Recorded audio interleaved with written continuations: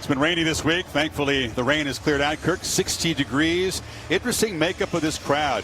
Indiana has the edge. Is it 60-40 in crimson over the home team? It feels like that. It really does. I mean, that was a big thing. A lot of us wondered, with it being here at Miami's home stadium.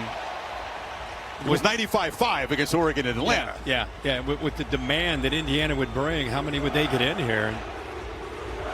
Hurricanes, these guys are ready. Lower seed, wearing their road uniforms. They'll be on the opposite side, not their normal bench in Hard Rock, but they do come out of their normal home team locker room here, packed in tight, Kirk. Absolutely. Indiana is supposed to go first. They are not loaded and ready yet. Maybe some final messages from Curt Cignetti. Now they're ready to go. Here come the Hoosiers. Much has been made of the fact they're not stocked with 5 stars, but this is a very experienced team. The average age is pretty close to the average age of a lot of NFL teams. Veteran group. 24. They come in on fire, as you said in the open, playing by far their 2 best games that they've had all year on the biggest stages they've played on. 2 very different coaching personalities who each were part of Nick Saban's staffs at Alabama. Each was a recruiting coordinator for Saban. They did not overlap, however.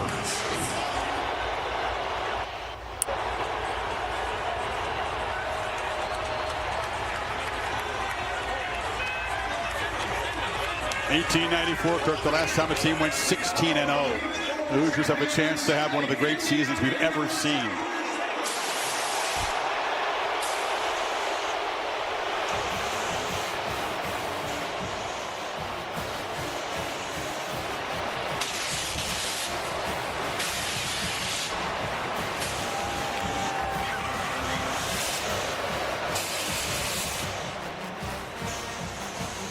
Cignetti, all business as you'd expect.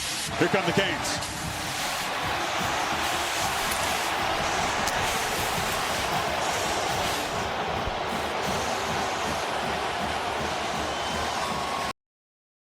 National championship under a 5th different head coach. But these players basically weren't alive the last time Miami won one, 2001.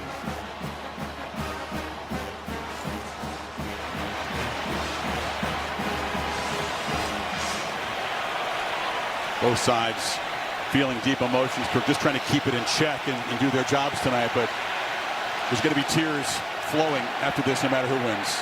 A lot of them. See the faith of both these quarterbacks, how important that is.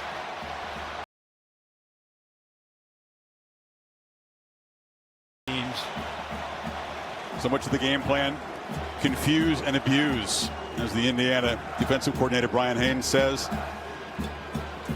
They're in the spotlight for a reason and affecting Mendoza and Beck. Which side can do that best might decide the outcome.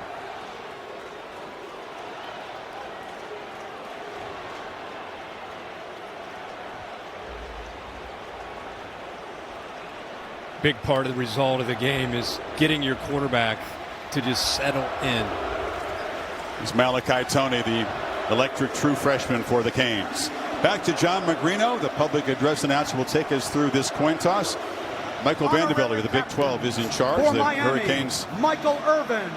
And for Indiana, Adewale Ogunleye, as well as team captains for both teams.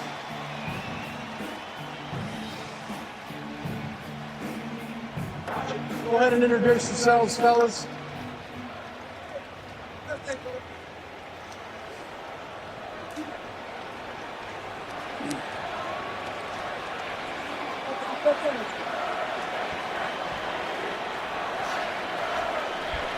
Captains, congratulations on earning the opportunity to compete in the 2026 College Football Playoff National Championship. My name is Michael Vandervelde. I'm your referee. My umpire is the Sheldon Davis.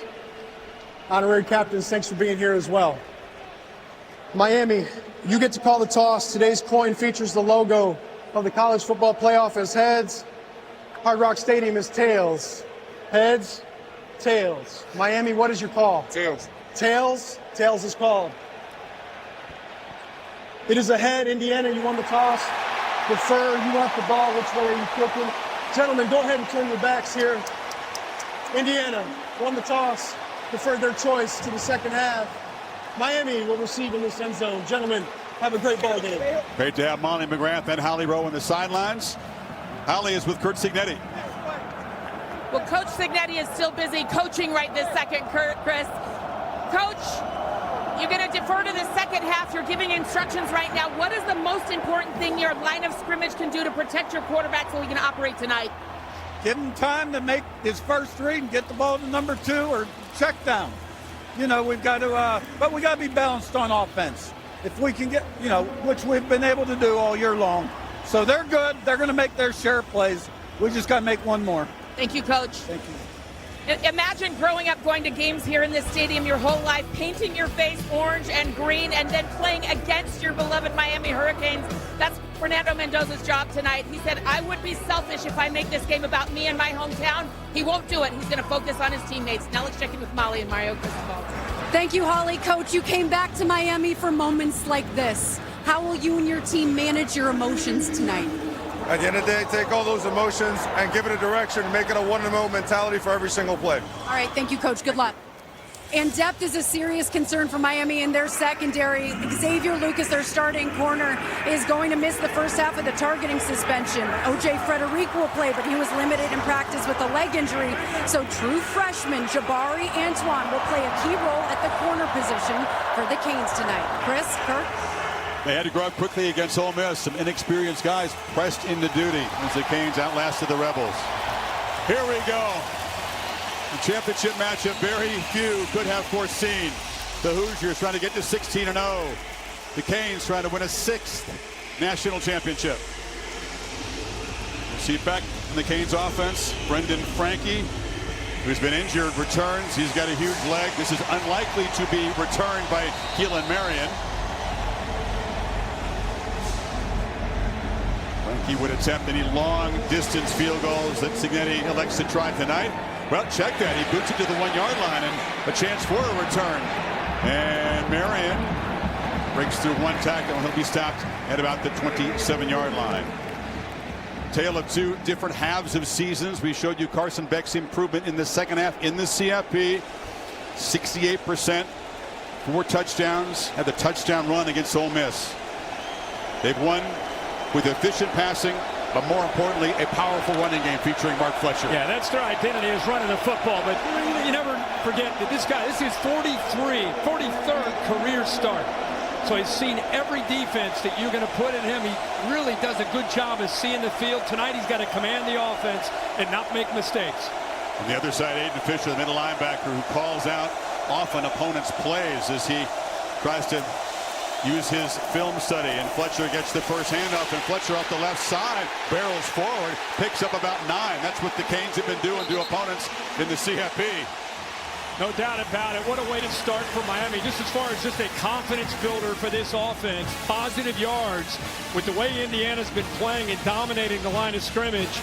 That time he just does a nice job of following his instincts and bounces out to the outside where he had some grass. Both the safety and the linebacker converged into the interior, gave him some room to bounce it. He puts Fletcher over 400 yards so far in the CFP. 1,000-yard rusher on the season.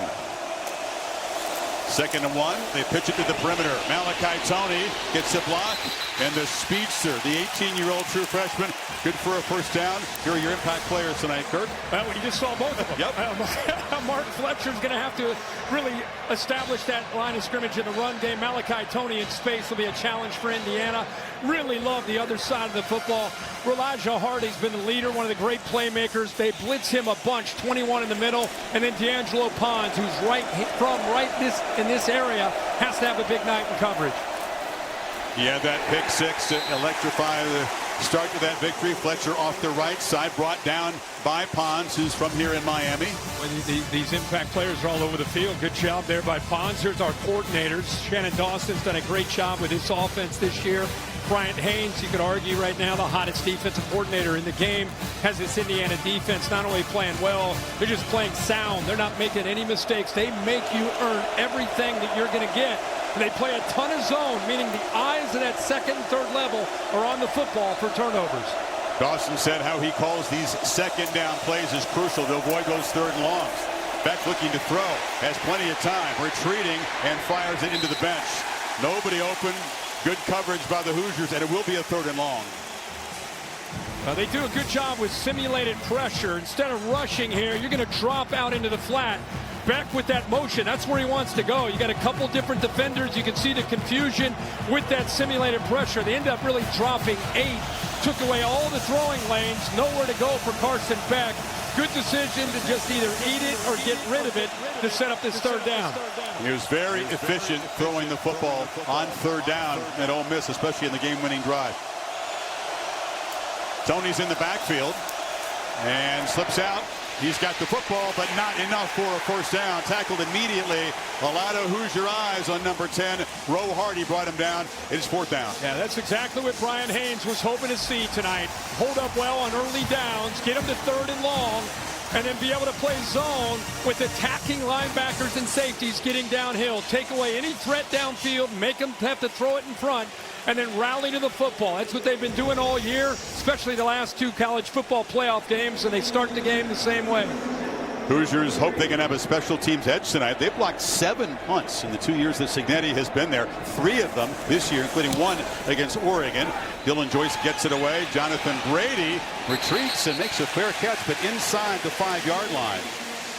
So a brief drive for the Canes has pinned Indiana back for Mendoza's first possession of the Heisman Trophy winner, chasing a championship back in his hometown. We'll take the field when you come back.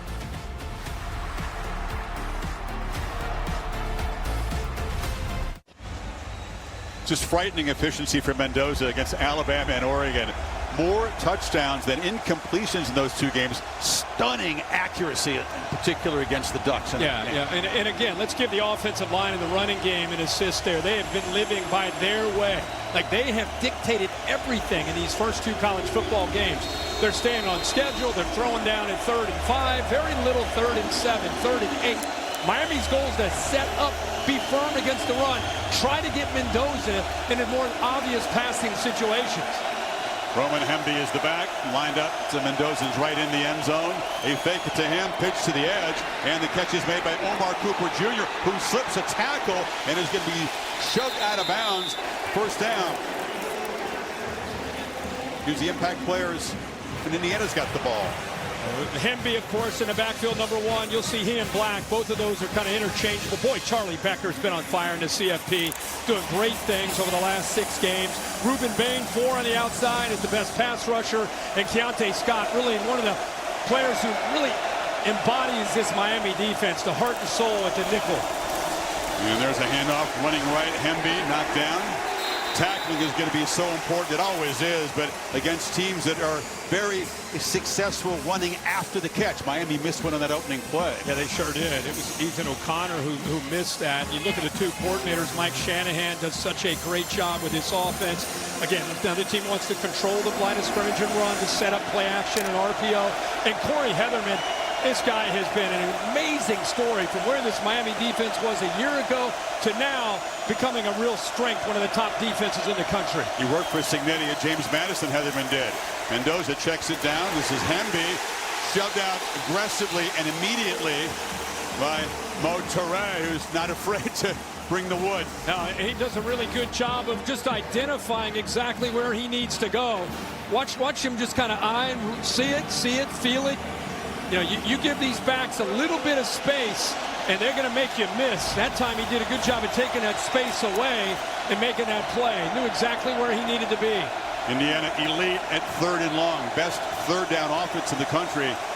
But they convert these kind of situations better than anybody. Haynes brings some pressure. Mendoza on the move. Scanning, chase down, and a desperation heave into the bench as the pass rush makes a quick impact. That was Marquise Lightfoot. Well, I'm going to show you Marquise Lightfoot because he's undersized for as far as Miami's defenders are concerned off the edge, 230 pounds. But watch him knock the back, Hemby down, and then the pressure's able to get to Mendoza. We just talked about IU's been playing on their terms. Miami wants to make them feel this, get him to 3rd and long and dial up the pressure. That series worked to perfection for the Canes D. Didn't have a lot of sacks against Chambliss, but they did provide just enough pressure. Mitch McCarthy to punt it. Malachi Tony on the receiving end of a line drive punt. Driven back, has it at the 32. Tony just needs a little space. A flag comes in on the return. So Miami figures to lose what would have been pretty good field position on that penalty. Yeah, I think there's a couple different holds there on the return. Big 12 crew in charge tonight. Michael Vandervelde. Penalties have been a problem at times for Miami. They survived 10 against Ole Miss, and cutting down on the mental errors was at the top of his list tonight. Number 22 receiving team, 10-yard penalty from the spot of the foul. First down. Yeah, the problem is, Chris, Miami 5th most penalties in the country. Indiana 10th fewest. So very, very different teams all year. There's the penalty right in the middle. Just grabs on, brings him down right in front of the returner. Easier for the officials to be all over that one. Cam Pruitt is a true freshman on special teams, the backup linebacker. So Carson Beck will take over, but not where they hope to. Quite a journey for both quarterbacks to get here. Of course, Alberto, Fernando's little brother, is the backup quarterback. Carson Beck went to Georgia, backed up. Stetson Bennett has the 2 championship rings for the Dogs, but doesn't really value him that much. Keeps him at home. He was injured in the SEC championship game last year against Texas, and then found a fresh start, as you said, here in Miami. Paid him a bunch of money. He couldn't even throw a football, Kirk, for the first 4 or 5 months he was here after that elbow surgery. They had to believe he could get his arm back. Yes. And I would just go back and just say that when he played at Georgia, he was undefeated 1 year until he lost in the SEC championship. Last year he had some great moments as well. So it's not like he came in here struggling. The guy is a winner, and again, he's going to have to play well tonight. Fletcher off the right side. They're more successful running to the right behind Inez Cooper and big Francis Maui-Noa. Yeah, that's their strong side. Cooper's really the leader, the 4-year starter, 73, the right guard, kind of the heart and soul of the offensive line. Maui-Noa is just one of the best offensive linemen in college football. Some people think he's a top 10 pick. 6'6", 335 pounds there at the right tackle. When they need a yard or two, they're going behind the right side. You get 4 on first down, and runs like that are going to be important really for both sides. Line of scrimmage is Miami's formula to win this game. They'll take 4 on first down. Fletcher again.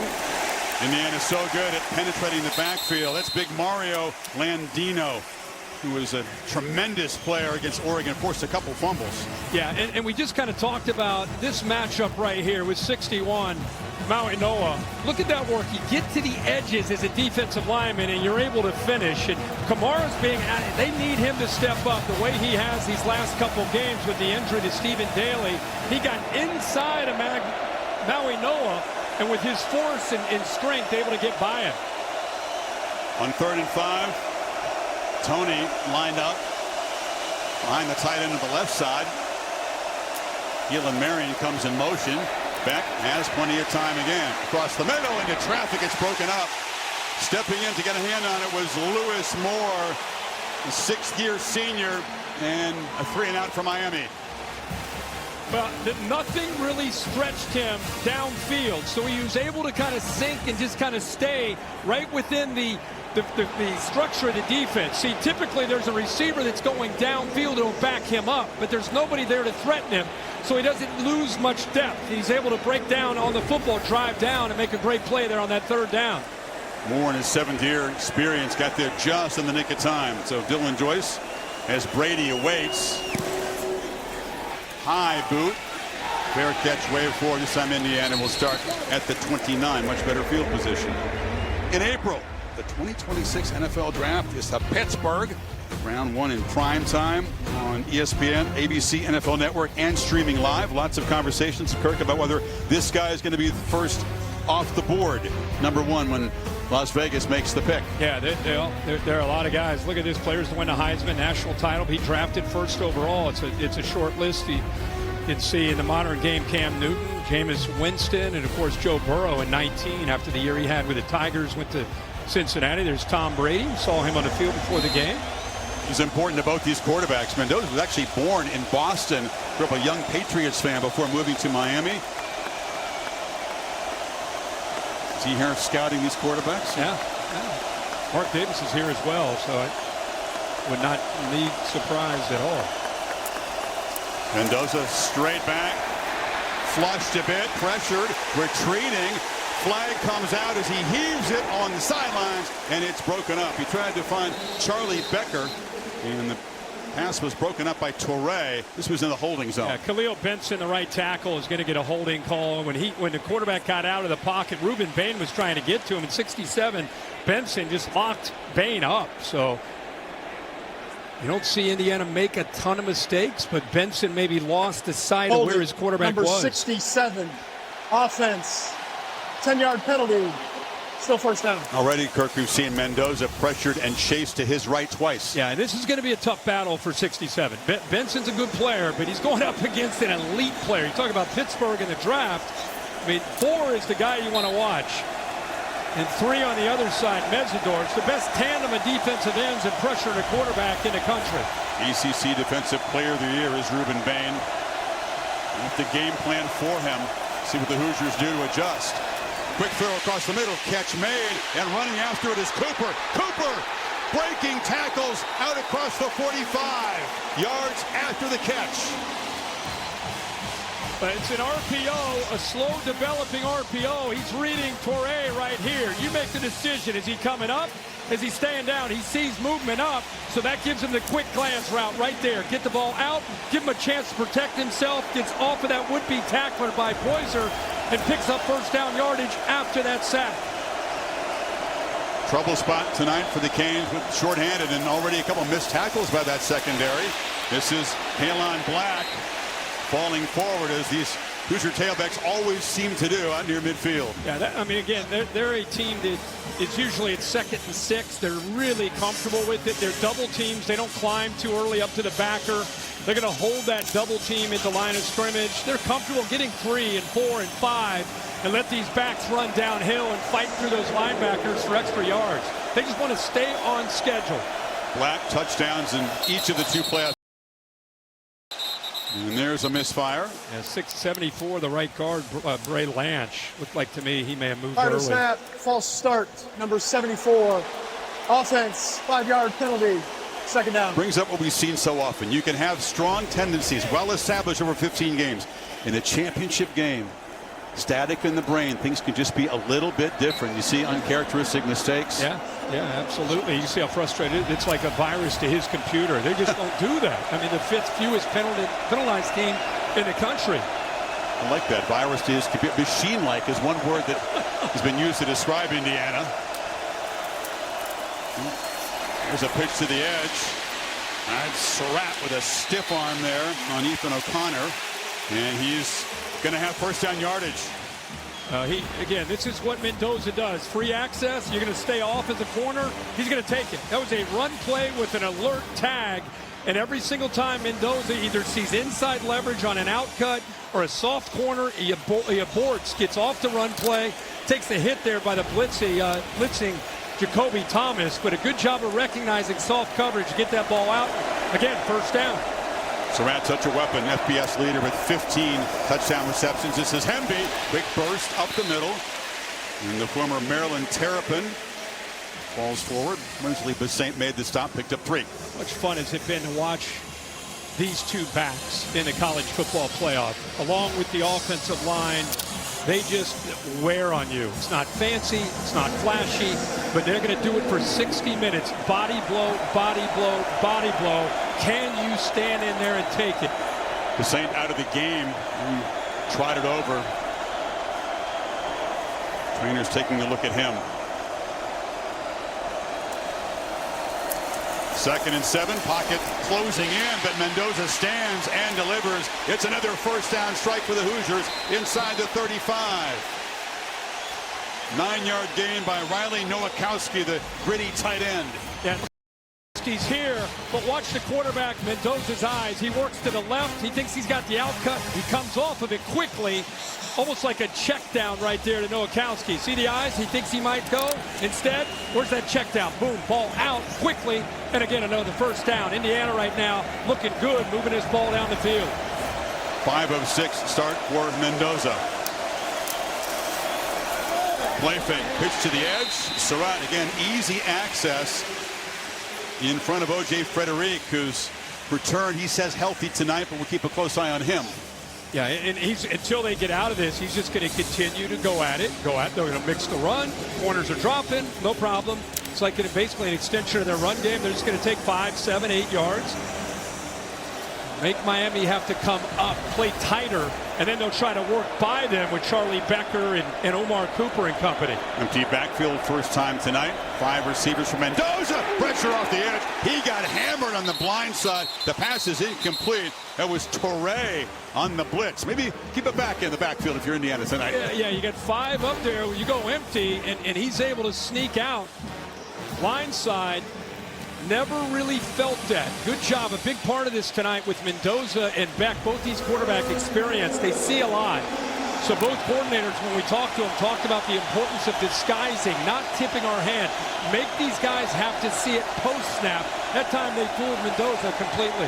Torrey described his style, Kirk, as fast and violent. And it fit that play. On third down, trying to run for it with Black. And Black bursts for a first down as the Hoosiers are in the red zone after a 7-yard third down run. You look at Pat Coogan, the center, the left guard, Drew Evans, left tackle, Carter Smith. It's almost a triple team. Watch this right here. Watch this movement. All 3 of them work up to the backer. Didn't even need to get to the backer. 3 of them on one. And you saw Black just running downhill with violence himself as a backer, a running back. He always runs with tremendous passion and almost anger when he runs the football. Feed it to him again. Stutter step.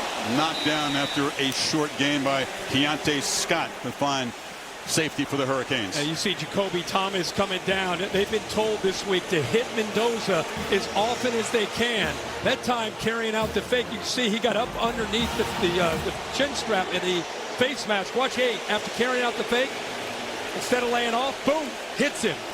Again, when they get their chances, they want to lay the wood. And you see right there, they're sending a message early in this game. Very, very lucky to avoid a personal foul. Bill, is that a defenseless player, or is it because he's carrying out a fake? He's not defenseless, but at the same time, that hit was totally unnecessary and could have easily been a foul. And a bunch of those kinds of penalties against Ole Miss. They play right there on the edge, but that was certainly over the line. Yeah, it sure was. And then he comes right back. See, that's the thing with Mendoza. It doesn't really blink, doesn't let the last play, good or bad, affect him as he spins forward to the next play. Came right back. Looked like a little bit of a miscommunication on whether he should give it, throw it outside. The pass was taken away, so he just tries to get some positive yardage. 3rd and 6, 11th play of this long Hoosier drive. Miami showing some pressure. They bring it. Pitch to the end zone and fought for it, incomplete. Well defended. That was O.J. Frederick on Charlie Becker, who's their top red zone weapon down there. Nice breakup. Yeah, it's a matchup we want to see with Xavier Lucas out of the game.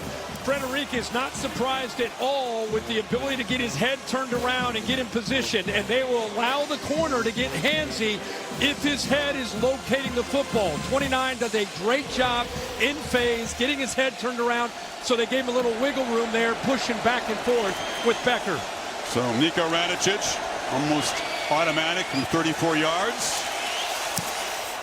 Indiana, with the quarterback bleeding a little bit, draws first blood in this game. The Hoosiers, 12-play drive on top, late first quarter here at Hard Rock Stadium.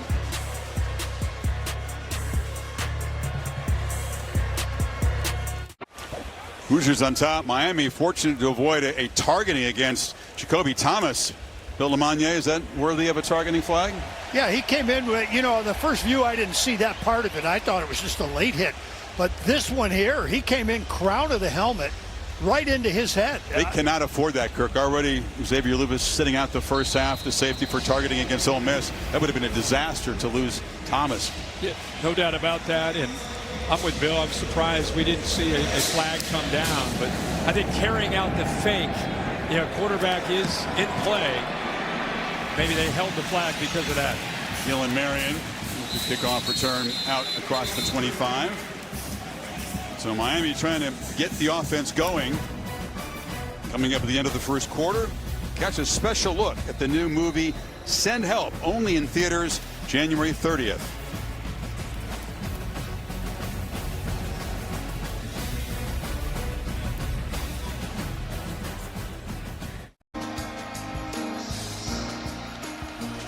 James Holiday wrapping up a very exciting weekend of football. Divisional playoffs yesterday. The ultimate game in college football here tonight. Late first quarter. Miami's third possession. They trail 3-0.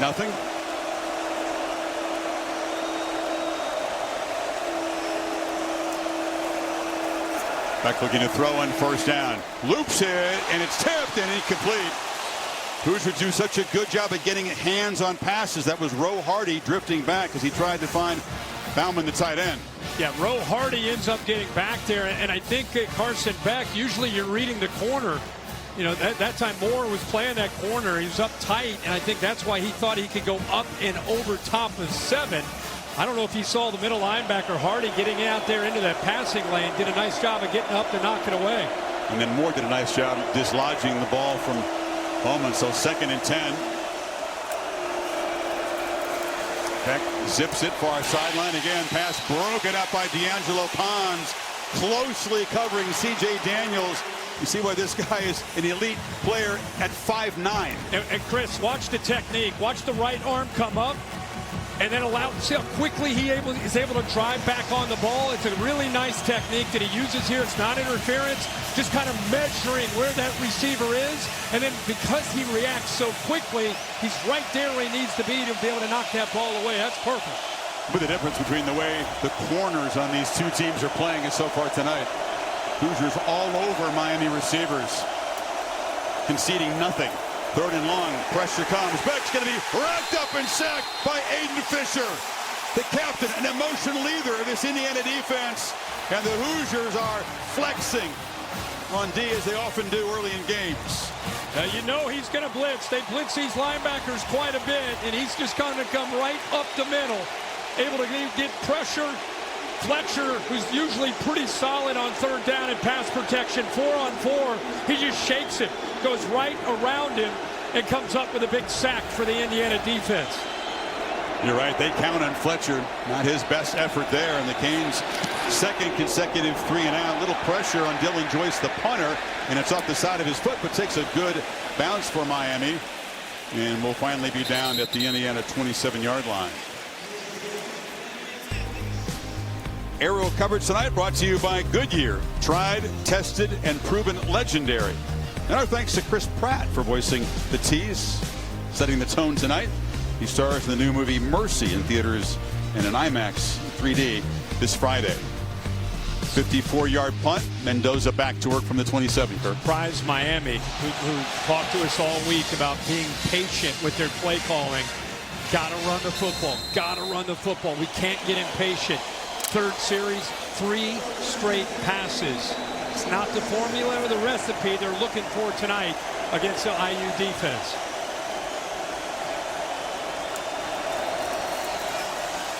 Hemby running left. He'll be dragged down behind the line of scrimmage. Ruben Bain, not just a pass rusher. He's a beast defending the run on the edge. Wow, is he ever. What a job first with the club. Watch the right arm club 37. Boom, right there. And now it's a foot race. Keep in mind, this guy's 270 pounds. They say he practices at 1 speed. Same speed, game speed every single day. And you can see how it pays off for him. He's having a monster year this year for the Canes. 6-yard loss on first down. Hand it right off into the teeth, and that's big. Ahmad Moten wrapping up Hemby after a 1-yard gain. 3rd and very long now. But you get so caught up with Mesidor and Bain on the outside that sometimes you forget about what's going on in the interior with the speed that they have, and these guys are healthy now. Look at that. Just olays them. This is an offensive line that we've been bragging about all year about how sound they are, and they are. How well they work at double teams. It's hard to get off of them. Back-to-back plays by Bain, and then that time Moten showing you the quickness and the difference makers they have up front. So the Pro Football Hall of Famer who coaches these defensive linemen. You got a speed rush package in here. Bain, Mesidor, Lightfoot, and Blunt, and it's a screen. Long way to go for Hemby, who's going to be knocked down. So the pass rush and the play by Bain in the first down run. And the Canes get a stop. Again, you talk about a series where your best players make a difference. After they gave up that field goal, that long drive, Ruben Bain took that series over. He tried to throw a screen. There's no time. He's in there before you even have a chance to get the lineman out in front. But the Hoosiers' defensive strength, the story of this first quarter. 3-0 Indiana. Now stay tuned for a special look at the new movie Send Help, only in theaters on January 30th.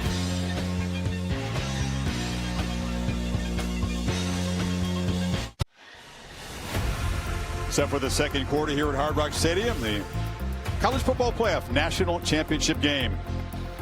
Indiana in Miami's home stadium, but with a crowd edge tonight, leading 3-0. We'll punt it away as the Canes defense stepped up, got the Hoosiers behind the sticks early in that series, and continue to come after Mendoza.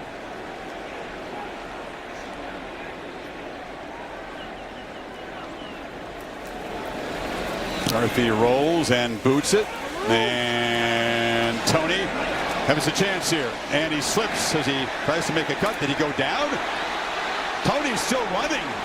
Incredible balance. If he did stay out there, looked like he was going to head to the ground as he slipped, making a cut on the turf. Let's see if he did, in fact, stay off the ground there. If he did, it's miraculous effort. He slid.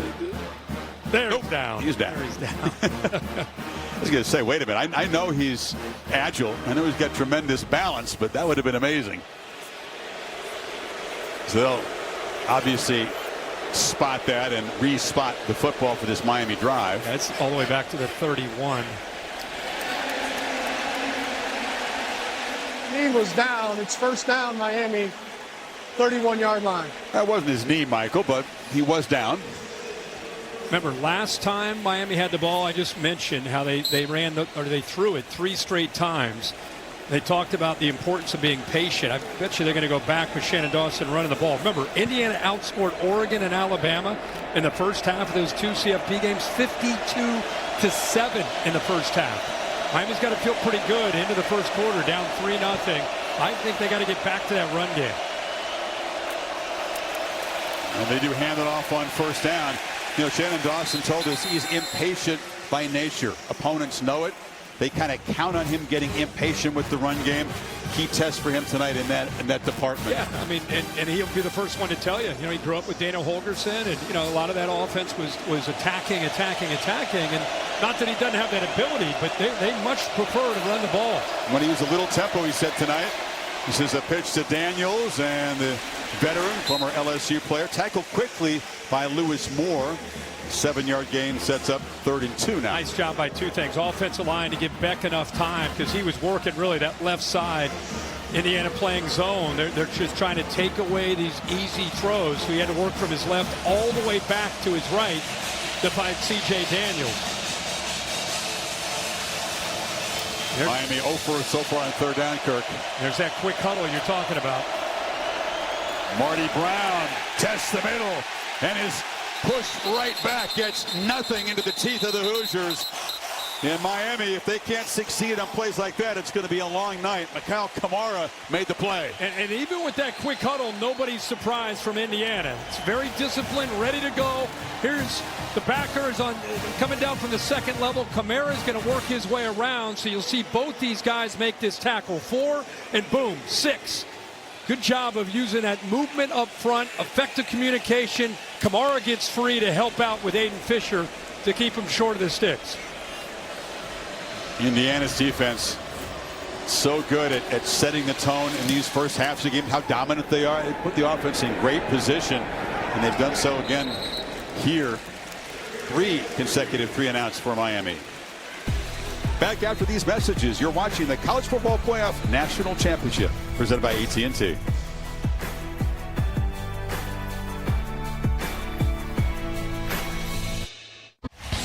Miami offense struggling, Kirk. This defense going to have to continue to play like this and keep them close. Yeah, I think a big thing again was emphasized. They got to get after Mendoza. He's been very clean in the first 2 college football games. You could argue, hey, was that a dirty hit or not? Listen, Miami's defense right now, they have a great deal of respect for Mendoza and Indiana, and they came into this game thinking we've got to out-hit him. We got to be the most physical team.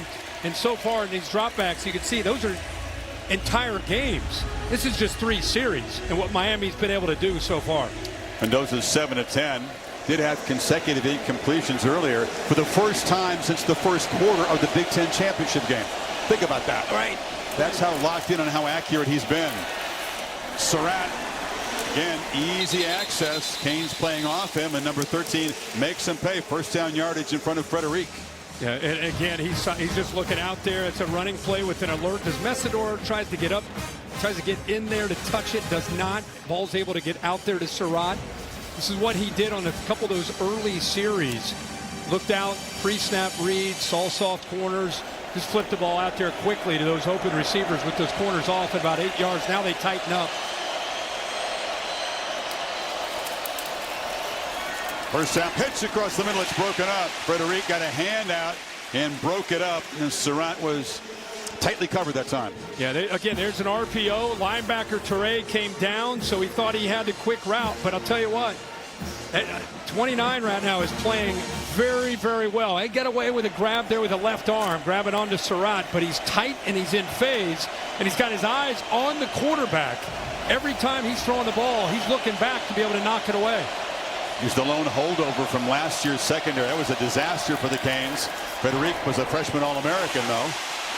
Catch made, and still kind of pinballing around there is Nowakowski. Tough dude. Hard to tackle that tight end. They finally do. Again, Deontay Scott missed it. 8-yard gain. Holly? Well, you talked about the hits that Miami's getting on Fernando Mendoza. He came to the sideline. He's got a pretty bloody lip. It's cut up on the inside. The athletic trainer was looking to wipe the blood off, but he was getting his gloves on. Alberto said, just let me do it. It's a brother. I can get his blood on me. But you guys, historically, when Fernando gets hit, he gets better in games. The players say he got hit early against Iowa. That's when they knew they had a guy. He thrives off this stuff. Remember the hit against Ohio State in the first play. Black is the back on third down, and Indiana no trouble picking up what Miami could not a few minutes ago out to the 39. You know, the previous play on second down, Keontae Scott had a chance to make a play and make a tackle. Instead, he tried to make a play on the football, and he misses the tackle. It would have been 3rd and 7 if he just gave up on trying to knock the ball away and just tackled the receiver right there. Instead, he misses that, so they get him to 3rd and 2, and then easy to pick up that first down there with a run by Black. Hoosiers have lost one fumble, and it was back against Old Dominion very, very early in the season. They simply don't make mistakes. Hemby off the left side. The Saint delivered the shot, picked up 1. You go back in Big Ten play for Mendoza. He goes to Iowa City. He takes a big hit there that was inbounds. Ohio State, first play of the game, gets hit. A lot of people are wondering if he came back after a play or so. So he's been hit a lot. Toughness certainly part of the equation for the Heisman winner. Is a second down run, not much. Hemby is going to be knocked down after a short gain. So here's what's going to happen. Indiana coaches are looking down, not on third down. They're going to have to convert. They're going to go fast here. But those Miami safeties are starting to cheat down on this run game. Eventually, you're going to see them take shots. Pitch, and it's incomplete. Flag comes in. Once again, it was Frederic on Surratt. A little two-handsy that time, perhaps.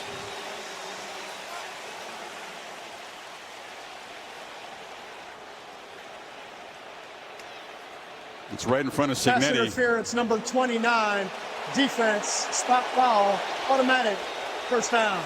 Bill, quickly, the difference between that and the previous ones where he's been pretty handsy on some of the other covers as well.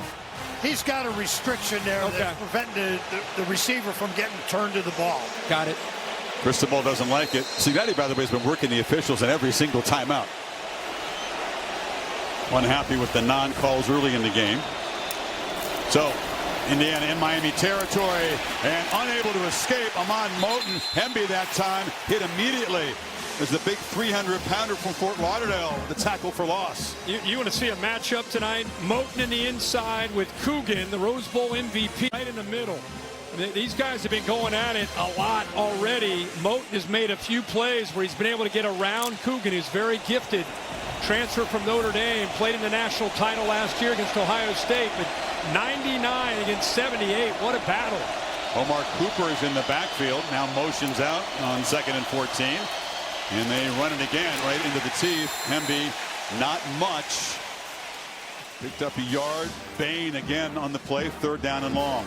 Yeah, Bain's not even supposed to be in this play. This is just a play into the interior. He's way out here. But this gives you an idea of his suddenness. Plays downhill, boom. He's able to finish on it. I mean, he really has instincts of a linebacker and vision of a linebacker. He's just playing off the edge at 270 pounds. Right here in Miami Central High School is already prepped like a pro, which is going to be soon. With hard work on his body, diet, really leaner and meaner than ever before this year. Timeout taken.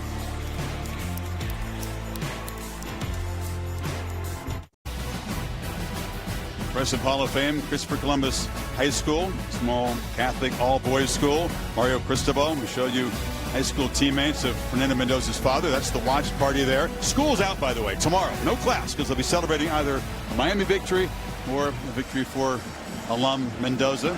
Albert Mendoza, of course, there as well. Bryce Fitzgerald, Ryan Rodriguez, players on the Miami side. Columbus graduates. The Explorers. Love it. Such good high school football down in this region. So many good programs. 3rd and 13. Miami with the speed rush package in the game. Mendoza running out of time, and it's too high. Yeah, he had a free play because of Ruben Bain jumping. So I don't know if he knew he had a free play, but he takes a shot downfield, tries to hit a seam. Try to time up the snap count here. Offside. Number 4. Defense, 5-yard penalty. 3rd down. Let's see if that's costly. Miami uncharacteristically has been bringing a lot of pressure, dialing up a lot more blitzes than we've seen from them all year. 7 of the 13 plays have been blitzes when he's dropped back. No opponent more than 50%. Mendoza got hit low by Mesidor there, so 3rd and 8 now.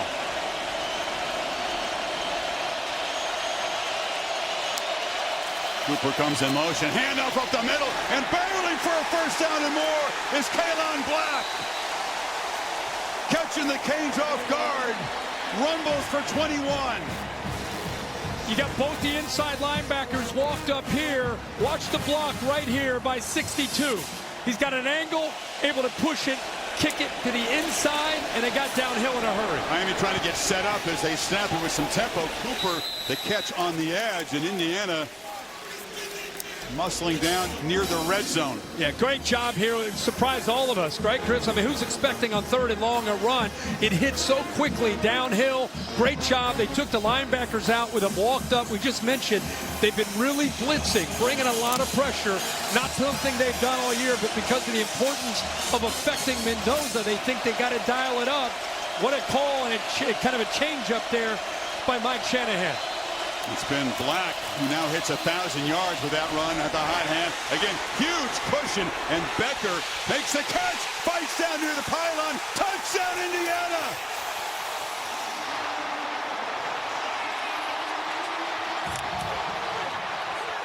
'85-yard drive. Miami simply cannot tackle Indiana tonight. I don't know what Frederic is thinking there to try to make a tackle. 29, he just kind of gives up on the play. Does he stay in bounds? Nope, he's out of bounds right there.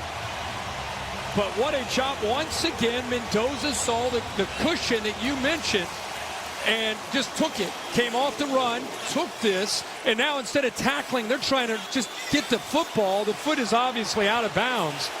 Very poor effort by O.J. Frederic there on trying to make that tackle. Watch 29. There's the cushion. Easy 1st down. Poor effort there by 29. And then great effort by Becker, who's just been on fire over the last 6 games for this Indiana offense. Looked like Frederic was pointing at Thomas, thinking he had him, but... Yeah, let's all have him. I mean, if you're on defense, I'm not worried about pointing at anybody. Let's make a play. I mean, it's a national championship. You got to tackle. Well, this secondary we knew coming in was a concern.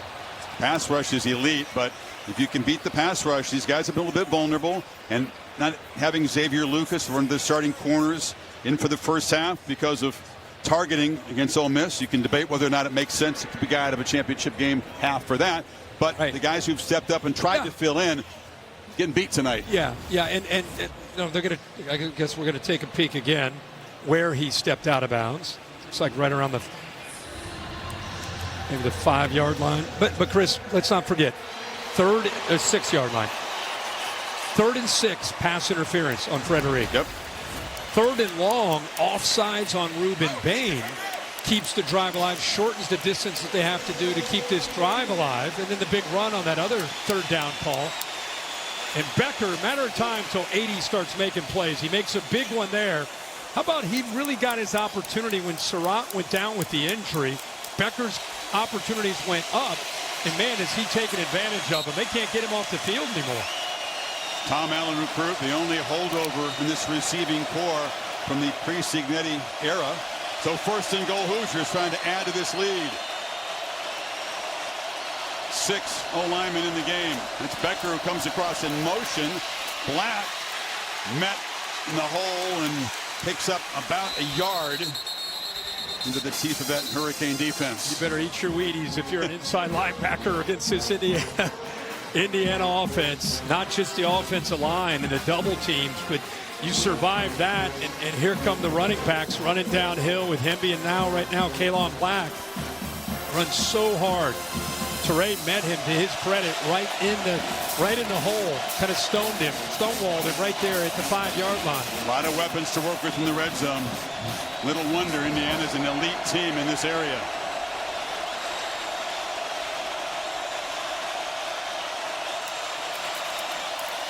Black spun down at the 1. Cignetti and Mike Shanahan, who calls the plays, choosing to try to beat Miami at their own game. Pure power football, running middle. Oh, yeah, and that's their game. That's what they do. Again, watch how hard these guys run. There's the double team, trying to get up to the backer. Reminds me of Isaiah Pacheco for the Chiefs when he was at Rutgers. The way he runs, especially the way Black runs. Just bad intentions running into the teeth of that defense. Nowakowski, the tight end, lined up as a fullback in front of Black on 3rd and goal. Yeah, Miami looks like they're going to call a timeout, try to get things on the same page on his 3rd and goal. This will be the 14th play of the drive. Miami has 14 plays in the whole game. This 14th play of the drive coming up. Miami highly values ball control, time of possession domination. Hoosiers turning tables so far tonight, midway 2nd.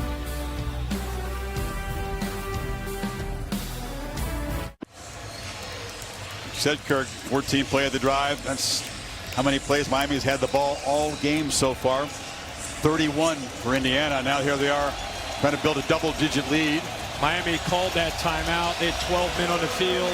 Just wanted to make sure, obviously, to get that before the ball snapped. There's the glare.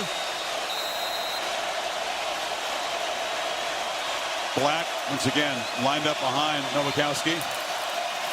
They hand it off to the fullback / tight end, and he powers in. Touchdown, Indiana. A dominant start here for the #1 team.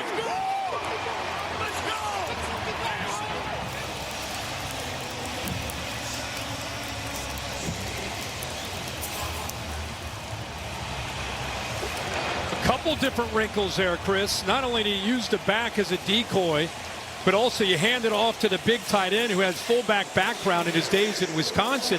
And you lose the Big Ten Offensive Lineman of the Year, Carter Smith, as the left tackle. Use him in motion as a fullback up into the interior of the offensive line. Benedict adds the point. They say he's the glue, does the dirty work, tremendous blocker in the run game. He can catch the pan and run with it, and then tote the rock too. Absolutely. There's so many different things. The last drive, trying to be able to get as many yards as they can. 3rd down and 8, running the football to be able to get that 1st down. That was huge. Huge play. Thought this might be a touchdown. He stepped out of bounds, but a good job of converting again with Charlie Becker. And then they're able to finish the drive off with Nowakowski, with Carter Smith leading the way to give the Indiana Hoosiers their first touchdown of the game in the national title. Talked about Cristobal's background, the identity of this team. They believe they're the stronger team in the line of scrimmage. They believe they should own the trenches every game. Indiana completely dominating on both sides so far tonight. And Cignetti overflowing with emotion on the sideline.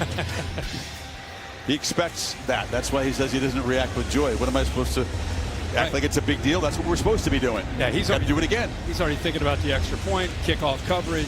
He's got his mind elsewhere. No time to celebrate. He admits he might celebrate tonight if things stay on this path.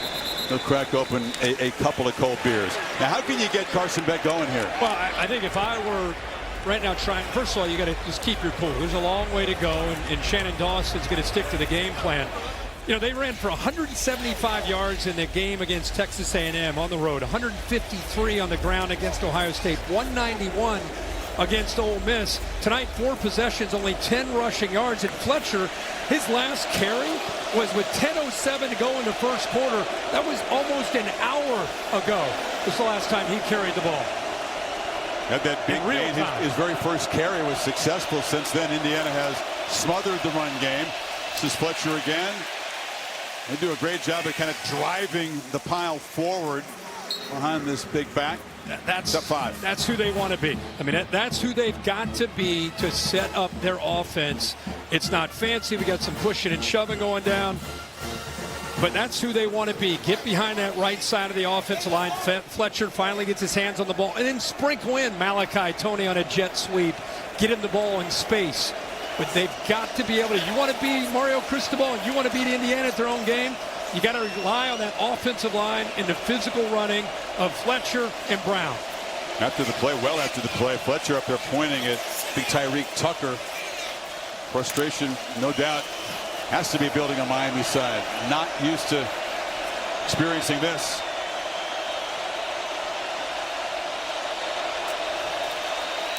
Fletcher on 2nd and 5. Tripped off. Looked like he had a gap there. And reaching out to grab him was Isaiah Jones, I believe. He used his leg to grab him. He like a leg whip to be able to bring him down. That's what I saw. I don't think he got a hand up there. I think he was getting blocked by Malachi Tony, and just that leg lifts it up and brings him down right there. Yeah, that was not an intentional act to trip, so right. That was perfectly. Yeah, in the middle of getting blocked. Just kind of raised his leg there. Miami still yet to convert on 3rd down. They need 1. Fletcher, nothing. They're getting no movement. You can see the body language of Beck. He's getting frustrated.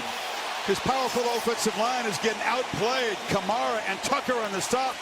Another quick drive for Miami. Well, they may go for this with the way things are going. They build a wall on that defensive line. You'll see eventually Fisher's able to work his way around. But look at that wall, just nowhere to go. Keep in mind, they are going to go for this. They've got an advantage of 53 pounds per guy up front, and they can't move them because of the scheme and the quickness of Indiana's defensive front. Remember the Rose Bowl.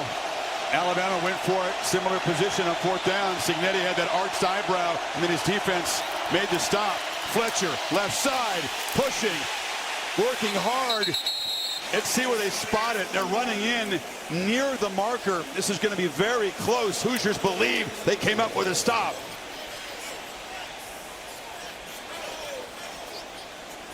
It is a 1st down by the nose. He doesn't buy it. That's what it took to be able to pick up their 2nd first down of the game. 8 offensive linemen, if you include the guys they brought in at fullback and tight end. 8 offensive linemen, and you can see the football. I knew we'd see that. He got it by, just a couple inches. Replay did look like the ball had gotten that mark by the time he hit the ground. 1st down throw, and wide open is C.J. Daniels. Finally, an explosive play with a pass game for Miami. They're at the Indiana 40. Again, pushing and shoving way back behind the play. And a great job here, and we're being able to work this levels concept. Here's Daniels right here. He's just working to that 2nd level. He's able to get around more the safety, and a heck of a job there from a timing standpoint by Carson Beck. Got back, had confidence. He had Malachi Tony underneath, had the confidence to make the throw up and over more the safety for a good call there on 1st and 10. You run it, and then you mix in play action. Nice layered throw. He does that very well. Beck hoping he can build on that 25-yard gain. Tony on the edge. Cignetti said they'd have multiple plans, me and Brian Haynes, to stop number 10 because one plan isn't enough. so far so good. Yeah, they're doing a good job. Malachi Tony hasn't had a lot of space to work with. And, I think that they have a really good feel based on Malachi Tony moving, pre-snap movement when he motions out to this time where Keelan Marion was, number 0. That's an indicator. They feel like there's a few tails on when they go with that quick tunnel screen. They reacted very quickly on that one to bottle him up. 3 catches for Tony, but only 11 yards. Closing in on the 2-minute timeout. And Miami will not snap it. So Indiana in charge, 10-0. Miami before halftime trying to put something on the board as the Hoosiers will get the football to begin the second half. All crimson and cream on the Canes home field so far tonight.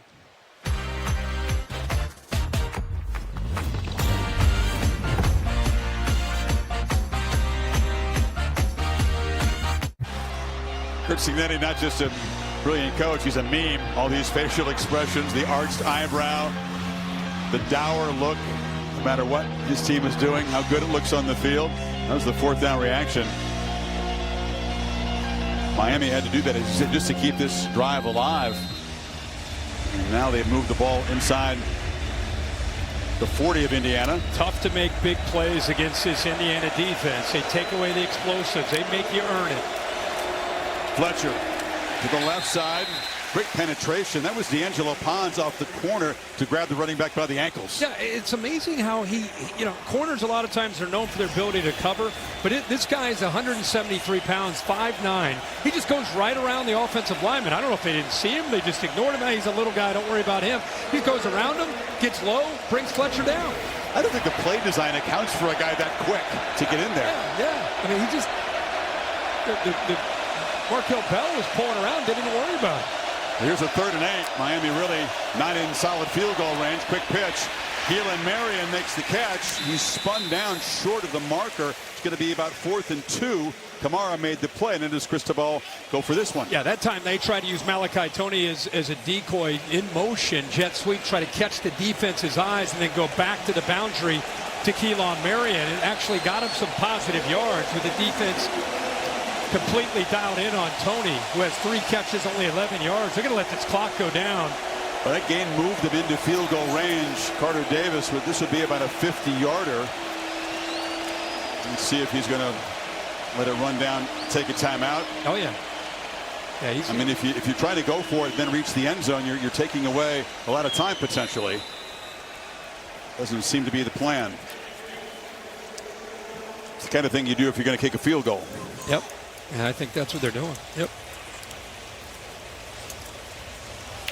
Well, it's been a grinding game, and Indiana showing that they can win football games different ways. It doesn't have to be the Heisman guy pitching it around with a lot of spectacular throws. It's line of scrimmage dominance really on both sides so far. Yeah, kind of what the scouting report said about the game coming in was, as much as people talk about Miami and their physicality, the reality is coming into this game, nobody was playing better at the line of scrimmage on both sides of the ball than Indiana. And so that's what we all thought.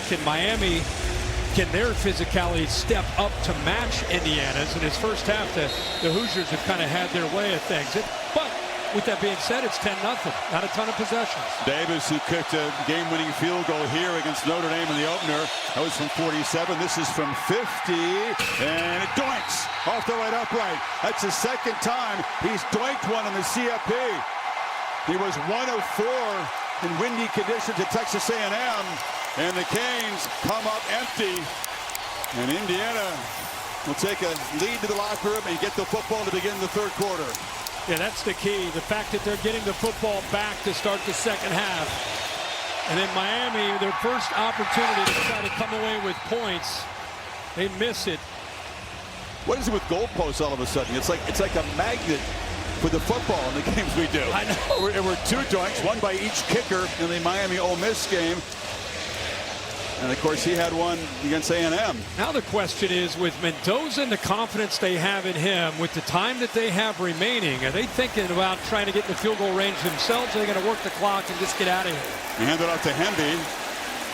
Powers forward. They do have a couple of timeouts if Cignetti chooses to be aggressive and press his advantage here. The Mercedes-Benz halftime report is coming up. We're seeing Nick Saban, Reese Davis, Special guest Marcus Freeman along with Desmond.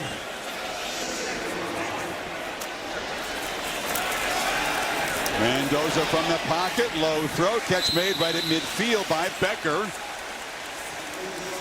Indiana's got their long distance kicker Brendan Franke back. They don't need to get too much farther to give him a chance. Clock winding down to 3 seconds. I think he's hollering. I think he expected to take that timeout earlier. They had 2 to work with. Holly. Guys, you were talking about Brendan Franke. He's their long-distance field goal kicker, but he's been hurt. He had surgery this year, and he hasn't had the range. I just saw him running sprints. He was going about 50 yards down the sideline, making sure his groin, hamstring, and legs are warmed up. He hit a 57-yarder in practice this week here in Miami, so he's ready to rock. He was putting in some mileage down here. He had a 57-yarder in warm-up that hit the net, so he's got a strong leg. Just go back. They ran the football, and then they just kind of let the clock. They had 2 timeouts. They let the clock go down. I thought they might get aggressive, and then they threw the football, and they get positive yards, but they wasted at least 15 seconds by just running the ball and not necessarily having a lot of urgency. So 3 seconds left. The ball's at midfield, but boy, they could have had a lot more time to work with. They're going to reset it to 5, but I agree with you. Becker made the catch plenty of time, you think, and certainly they're in Franke's range with 1 more completion. Yeah. Now they got the 1 timeout. You wonder if you're going trips into the boundary, try to get something out of the hands of Mendoza quickly to just try to get closer. Miami's playing it like it's a Hail Mary. They're way off those receivers, and that's what Mendoza's thinking as he steps back and launches into heavy traffic near the pylon, and it's going to be incomplete. Becker was out there, but well defended. So Miami comes up empty, the late field goal miss, and Indiana with 169 total yards, dominating the clock and the stats. Into the play here, Becker working with Jacoby Thomas, who does make the grab, but well out of bounds. Let's go to Molly with Mario Cristobal. Coach, down 10-0 after that missed field goal. What will you emphasize at the half? Well, I think one thing, we're finally trying to get some offensive stuff going. Defensively, we played a great half. We hurt ourselves with that 1 penalty, sustained the drive. And then down here, we got a good call to try to make a play, and we didn't get it. We didn't communicate it. So we've got to go in there. We got to fix our own stuff. They're a really good football team. We got to play Hurricane football. All right, thank you, Coach. Holly. Coach Signetti, they're hitting your quarterback. How is that impacting your offense and his ability to get into a rhythm? Well, there's 3 personal fouls on the quarterback not called in 1 drive that need to be called because they're obvious personal fouls. I'm all for letting them play, but when you cross the line, you got to call it. And they were black and white calls. So we got some 3rd down conversions on cross against double mug. That's helped. We got a 2-score lead. Defense hasn't let them in the end zone or on the scoreboard. We get the ball first. Sure, it'd be nice to go down there and score a touchdown. Thank you, Coach. You're welcome. Comprehensive, thorough, surprisingly so. Signetti and the Hoosiers come down to South Florida. They have the crowd edge here and a 10-0 edge at halftime. Mercedes-Benz halftime report coming up. You're watching the College Football Playoff National Championship presented by AT&T.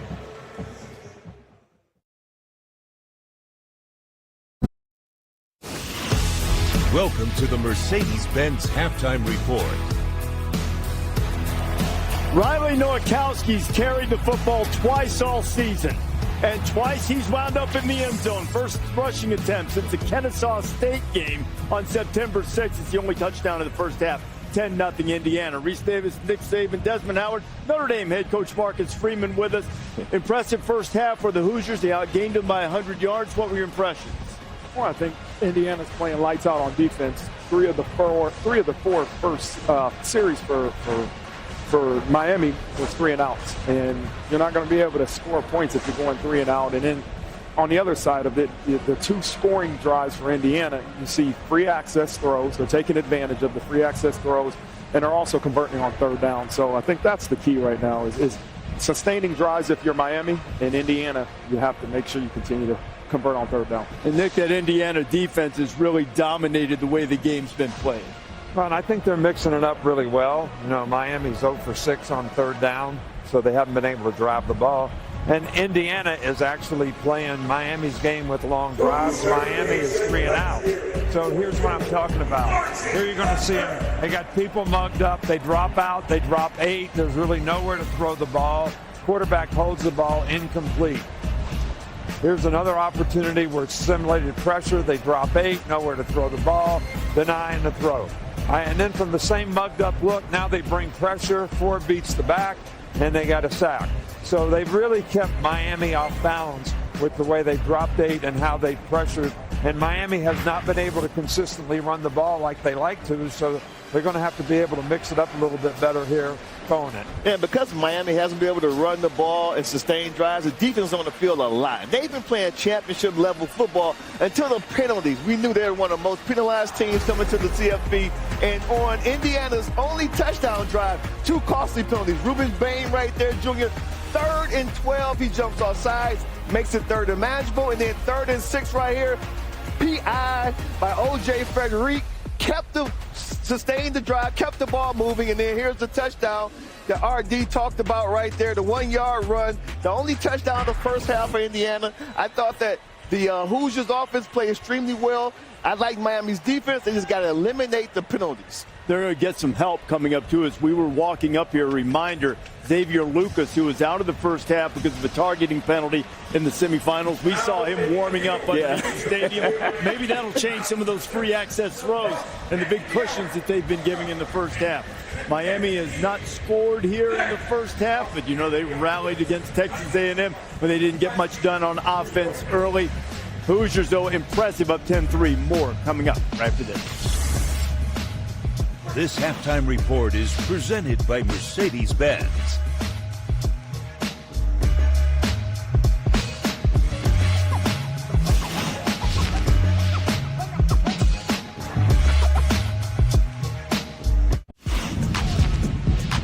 And now it's time for our Road to the Championship presented by Mercedes-Benz. Miami really could have used a field goal before the half. Gardner Davis finds the upright.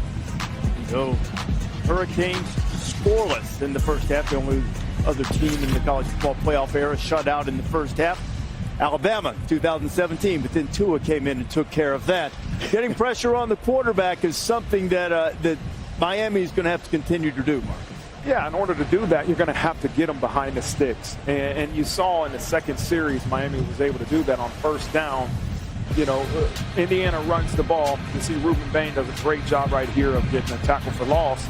Now they're behind the sticks. They run it on second down. Moton makes a play for a 1-yard gain. And most defenses are going to be able to get off the field on 3rd and extra long, 3rd and 15 like they did. It happened again in the 4th series, but the 3rd and 12 penalty now gave Indiana a chance to convert. Julie, Nick, what are you looking for in the second half?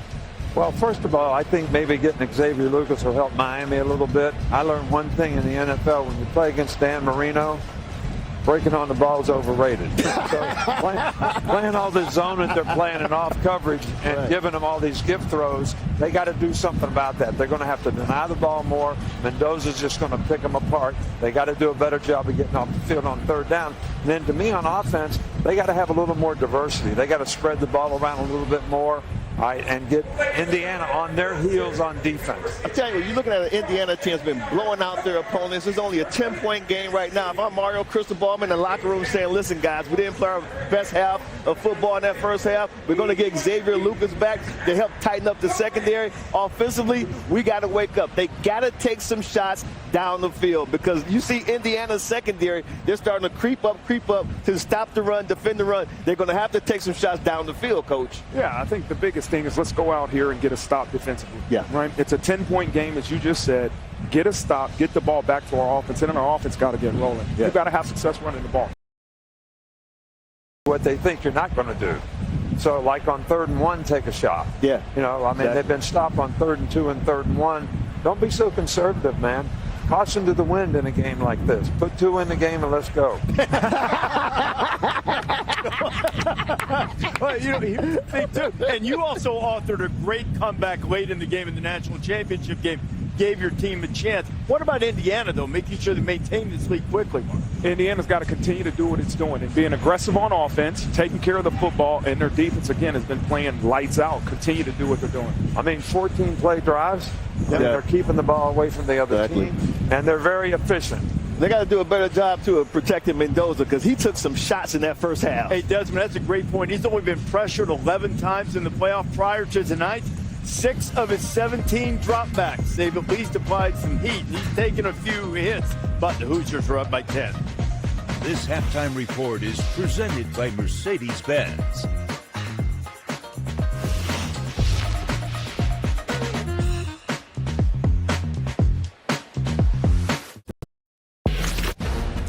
And we welcome you back to the Mercedes-Benz halftime report inside Hard Rock Stadium. Second half of the national championship game not too far away. Indiana still driving up the hill, but it's a steeper hill that the Hurricanes face. They're down 10-0. They've gotten some shots on Fernando Mendoza, some clean, some maybe not.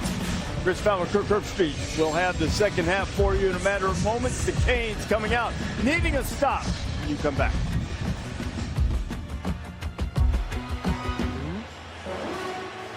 Welcome to Miami. Both teams are playing their best football. Championship matchup. Here we go. Same speed, game speed. And the Hoosiers are flexing. Touchdown, Indiana.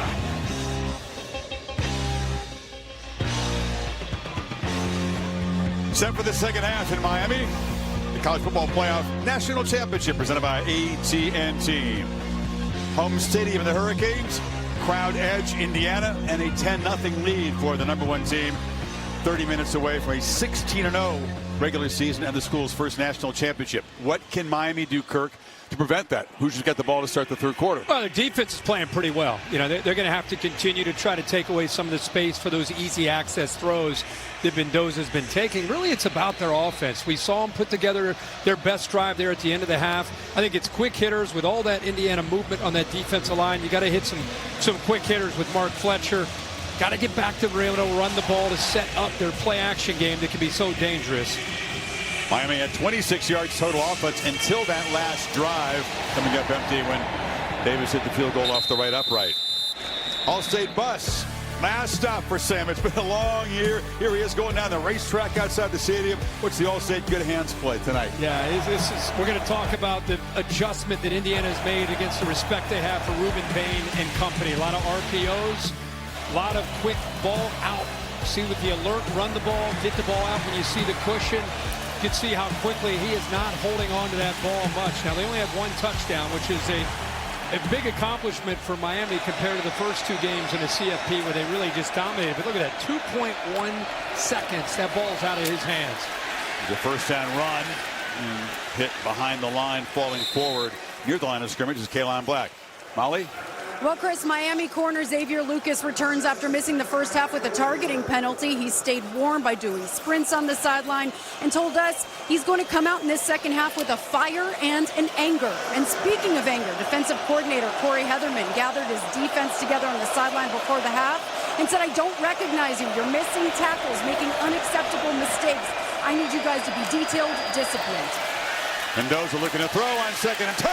He'll be sacked. Dropped by Akeem Mesidor. The other elite pass rusher defensive end gets home. Well, I was showing you the cushion and lack thereof right here. Look at how tight this coverage is. That's different than what we saw in the first half where they gave up a ton of cushion. And now when you play tight like that, Mendoza, see how he wants to get the ball out of his hands, but he's got nowhere to go. Pump. He's kind of taking that extra hitch, and it eventually allows that pass rush. It's so lethal to get home. Yeah, that was not 2.1 seconds. That was longer that he held the ball. Now they're just going to try to run for it on third and long. And Black, did he get a face mask? Sure looked like it. Early in the play, he was trying to break free. Another costly penalty for Miami, apparently. Armando Blunt looked like he got his hands up into the face mask and pulled him down. There's penalties, and then there's really crushing penalties. Yeah, they were off the field that time. They're conceding. They're going to punt, running the Personal football. foul, face mask, defense, 15-yard penalty, first down. That's 3rd and 17. First series of the second half. It's about to be a 3-and-out after that sack. Indiana's just going to run to just kind of basically concede the series. And instead, a hustle play by Blunt just gets his left hand up into the face mask and pulls Black down. And it brings the 15-yard penalty and the automatic first down. The third penalty on third down. Miami had about 50 more penalties on them this year than Indiana. And Cignetti hoped and believed that was going to be an edge today. His team playing more discipline. The first down run by Hemby. Nothing there. Holly? Well, for Fernando Mendoza to take the field on this offensive drive, the last thing he did before he got on the field was come and put this liquid chalk on his hands. I tried a little bit myself. This is actually goes on like it's wet, but in about 5 seconds it dries. It's not tacky. It doesn't get on the ball. It is not illegal, but it does give him just a little less moisture on his hands so he can help grip the ball. Have you ever had whiteout dry on your fingers? It's a little like that. Don't touch your jacket, Holly, with that hand. That's kind of a growing trend, that liquid chalk. Mendoza rolls, moves the pocket, delivers a downfield play, and it's incomplete. Surratt was trying to fight back to the football. Ethan O'Connor was defending. So it's third and long again. Yeah, he's looking downfield. I think he missed an open receiver with Omar Cooper. He looks downfield to Surratt, but Cooper tight coverage with Keontae Scott. It's a good matchup. He goes down. He keeps his feet. He's wide open. You can see he's a little frustrated at the end there because he knew that he was able to win that battle against Keontae Scott. That is a heck of a battle in there on the inside with those two. Scott's a tough guy. You don't see him run over like that often. Had him to third and long again. Mendoza needs 9 here. Has time, now running out of it as Bain chases him down and makes the sack. 2 sacks on the possession, and Miami survives the personal foul and gets off the field. 8-yard loss there. What they do is they walk up a linebacker to try to create a one-on-one. So this will occupy the guard, and now you've got a one-on-one matchup to the outside. That was Lightfoot. Evans ends up blocking nobody. So instead of being able to kick out 62 to have 2 guys on Bain, it's a one-on-one matchup, good against Carter Smith, and he's able to get home. Wait, Kirk, when that draft unfolds in Vegas, I mean, how many names did go off the board before Ruben Bain? That's what I want to know. I'm with you. I know you need quarterbacks often, but you need pass rushers too. This is Tony. Malachi Tony. Long kick gave him a chance to get momentum before the coverage team arrived. 49-yard boot, but he brought it back 17 yards. So Miami's defense still playing hard, still keeping the offense close. 10-0. Aerial coverage brought to you by Goodyear. Legends aren't born, they're proven. See if Kane can get something going with Beck after this.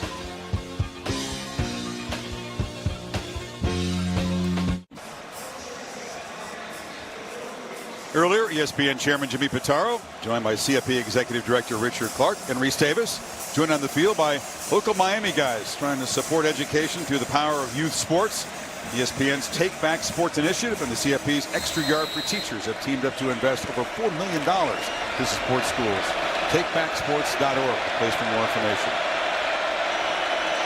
Miami, with the defense coming out with a pair of sacks to snuff out the last Hoosier drive, takes over at the 38. Beck across the middle. Not much after the catch from Malachi Tony. Fisher was right there to drop him.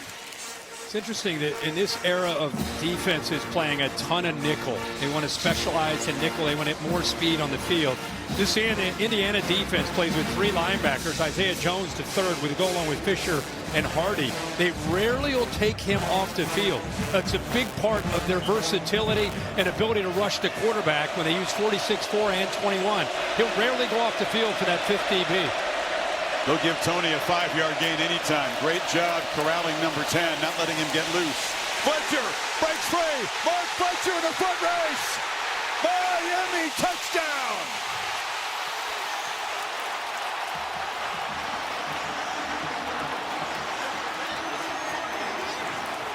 And just like that, Miami's bell cow back changes around this championship game. Here's his mom that's traveled all over America over the last couple years to follow her son's career. She will not fly, but she will drive to see him, whether it's Cal Berkeley or Glendale, Arizona, or wherever. 18,000 miles this year. Yeah, look at her. Look at that emotion. There you go. That's my boy. I'm so fired up for her to see that. Off the right side, opened up a nice crease for him, huh? Yeah, the right side is what they're known for, but I'll tell you, they got a couple good blocks by the tight end and one of the receivers, C.J. Daniels. Take a look at this, Chris. You're right. Anytime they go behind that right side, you know that they feel good about what they can do. Watch 87. You're going to get a great block here, but 87, Bauman does a nice job of sustaining his block. Look at 7 as well. C.J. Daniels. These receivers from Miami do a heck of a job of blocking and allowing an 8 or 10-yard gain to go for 15, 20 or more. Just keeps that corner sharp outside, and then Fletcher does such a good job of getting downhill. So 20 yards rushing in the entire first half and 57 on that carry alone. Longest run of Fletcher's career. Suddenly a 3-point game here in Miami.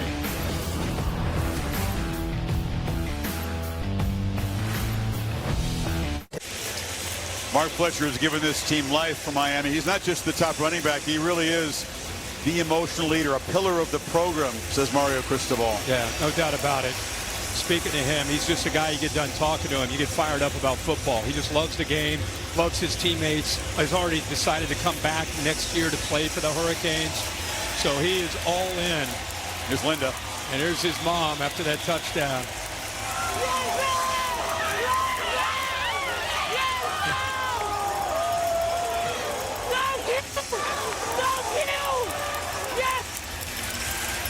We thank you for wearing a mic tonight. Yeah. Anybody who's a parent can feel that passion, that love for their kid after a big moment.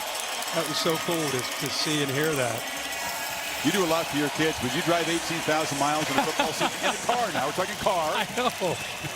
10,000 alone in the CFB, Kurt. I know. That's so impressive. Think about that. College Station, Texas, back to Lauderdale. Dallas, back to Lauderdale. Arizona, that's the thing. back, and she finally gets a 12-minute drive. Yeah. From her house. If anybody earned it, she earned. Now, the Indiana team, which has responded so well this season, will have to do so again. Molly? Well, Mark Fletcher Jr.'s day began with a text to his late father, as he does before every single game. Fletcher texted his dad at 5:45 this morning saying, "Good morning, Dad. Be with me, boss man. I love you." Mark Fletcher Sr. passed away October 2024, and his son keeps him alive in everything he does. Keeps his old cell phone just so he can text Dad before games and on hard days. You see LLBM on his iBack. That is long live Big Mark. And his dad, Mario Cristobal, says has the best seat in the house, and he sure did for that touchdown, Chris. Beautiful stuff, Molly. Indiana back to work. Henry breaking tackles. Still running. And out across the 40. These guys have been tough to tackle all season long, and Miami hasn't done a good job tonight. Yeah, outside stretch play. We haven't seen a lot of those tonight from this Indiana offense, but what a great response after that touchdown. Really good blocking by Nowakowski. And then we see Omar Cooper, number 3, also working at that second level. So we saw Miami get a big gain, and now IU comes back with tight end and receiver blocking as well. Gonna be a quiet night, only 8 yards until that 15-yard burst. Left side, spun down after about a 4-yard gain. National championship, it is still momentum swings back and forth. After Miami's defense got Mendoza off the field with Bain's hustle play, you could just sense, even before the touchdown, momentum kind of shifting. Then the touchdown. It's a big possession for Mendoza in this IU Hoosier offense.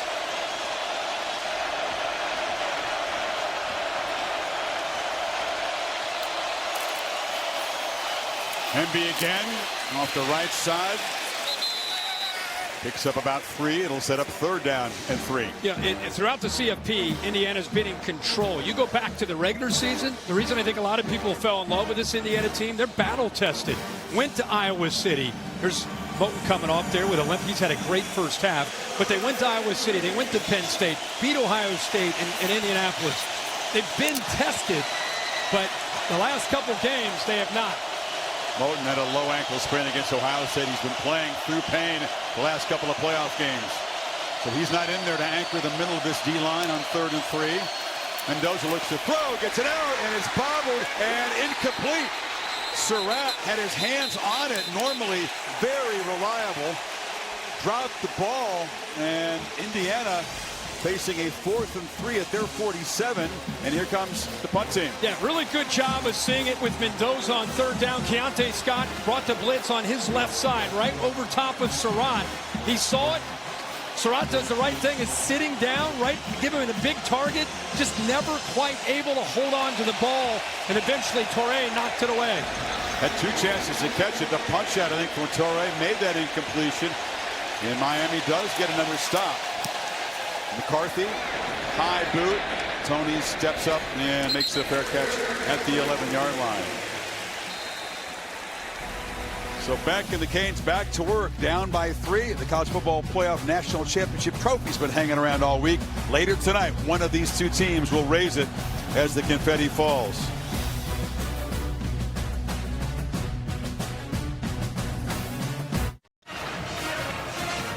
Some of the Indiana students dressed for the occasion here. Taco Bell bringing the Liv Mas Student Section of the Year contest to the CFB, providing tickets to students from both schools. Nice to get tickets from Taco Bell because there's the most expensive championship game get-in price I've ever seen.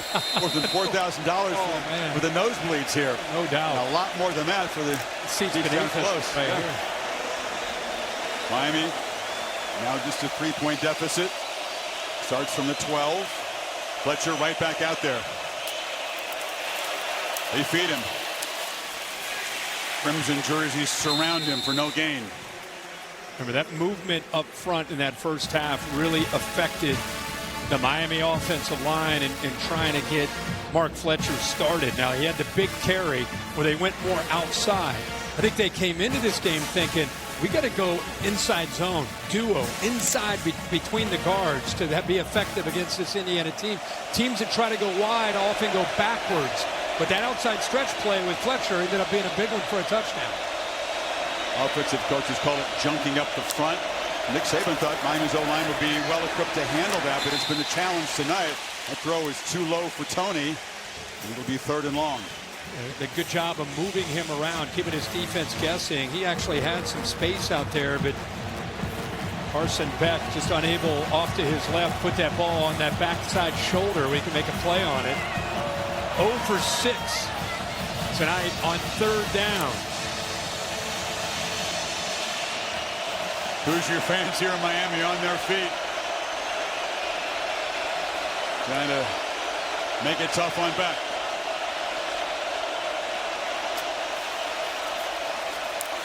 Across the middle, Daniels can't come up with it. Jamari Sharp was in coverage. And the Canes go 3 and out. Chris, they go away from Pons, try to find a matchup that they like, and they got the matchup that they do like. Daniels going up against Sharp. It's a bang-bang play.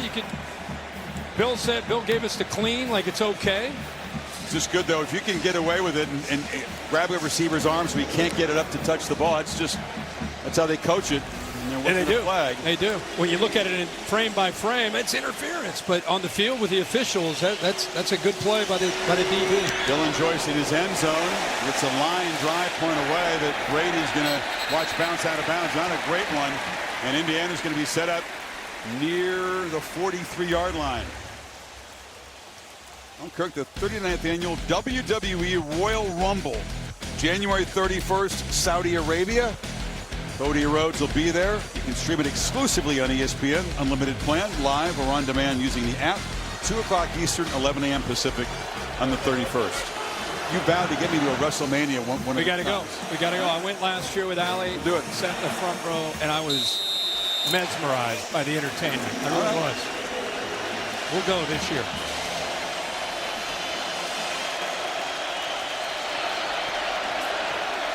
Indiana after a strong defensive stop. From the 43, Mendoza pressured again, and he will go down again. Akeem Mesidor. This pass rush has become furious in the 3rd quarter. Johnny is in right now for Khalil Benson and has been the entire second half, 72. He just goes around him. Again, you get caught up with Ruben Bain in that spot, but they're moving these defensive linemen around to try to create matchups that are more favorable. He almost did that kind of frog jump almost with his left hand on the football to knock it away from Mendoza. Lucky to hold on to that. Very good hand strength. That looked like Mesidor would be able to force that ball out. 2nd and 18. Elon Black powers forward and still running hard.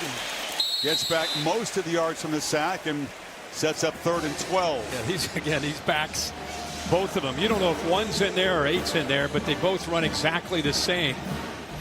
And, that's why you'll see they get behind the sticks. They still get behind that offensive line, and these backs just keep moving their feet, bouncing around, trying to hide from defenders. They got a shot here now on 3rd and long. Let's watch for Ruben Bain. He's going to now go back to the offense's right side. Mesidor will be on the blind side.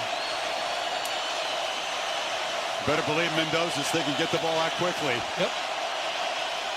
Play clock at 5. Miami doesn't bring extra pressure this time, and the ball is out. Surratt tried to make one of those back shoulder catches right in front of the Indiana bench. Hoosiers wanted a flag on Frederic, did not get one. Boy, this has been so different since Xavier Lucas came back on the other corner. Yeah, they're tightening up the coverage. Frederic here, watch again. Watch him, he's almost expecting that back shoulder fade. Bill, what are your thoughts on this one? He's been handsy most of the night. Both of them, though. Both of them are grabbing on each other. And because his head is turned to the quarterback, I feel like you guys are allowed that a little bit more, right? They're letting them play on pass situations tonight. I got no problem with that. Mutual combat. You taught us mutual combat the other week, right? I didn't want to repeat that. Yes. Tony back. He'll catch the ball at the 5. Risky move. Spun down after a 2-yard return. And Miami once again is going to be pinned back deep. A 54-yard boot by McCarthy. Devin Boykin made the stop. Want to talk football with a friend? Just tell Siri. Call Jesse on speakerphone.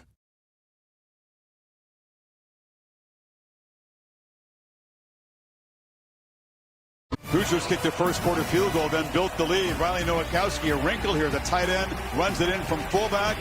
And then in the 3rd quarter, Mark Fletcher, career-long 57-yard race. Miami's defense has stepped up after halftime. But Indiana pins the Canes deep at the 7 for this possession. Midway 3rd quarter. Not much from the Hurricanes' passing game. Beck just 54 yards. 7 completions. Tony's been held in check. 4 receptions, all of them short. Option 1 is Mark Fletcher off the left side. Bulldozes, earns 3 yards the hard way.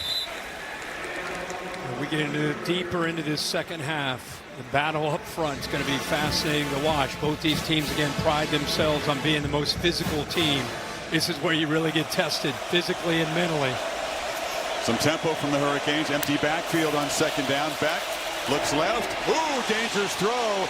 Threw it right into the vicinity of Aiden Fisher, who got his hands on it, and Isaiah Jones was right there. Yeah, let's watch Jones. Remember I said they don't bring in a nickel very often? Jones has to have that kind of versatility. He's playing out in space like a nickel. He blitzes the quarterback a lot. He's able to get pressure on him. This time, heck of an athletic play there to get airborne to keep that ball away from Keelan Marion. All year long, tremendous job of preparation on this Indiana defense. They are all over team's receivers. Concede very little. Pressure for Beck up the middle, gets it out. Tony's got the ball, but not enough. Wrestled down immediately by Lewis Moore. They continue to feed Tony, but nowhere to run after the catch once again. Not at all, and I think Aiden Fisher deserves some of this credit as well. Watch him walked up tight, showing blitz. Now he drops. Now he's looking for the potential to make a play, and he knows exactly who wants to be able to, where they want to get the ball, and that's to Fletcher. Great job there of just, or Tony rather, great job of just kind of anticipating that. The connected cam from AT&T shows you that they do a nice job of keeping him short of the first down. Fisher was there. Cook did a good job getting an arm, maybe slowing down. Just enough. Yep. To let Moore get there. So Dylan Joyce back on. Blocked! Indiana blocks the punt and falls on it for a touchdown! Isaiah Jones on the recovery.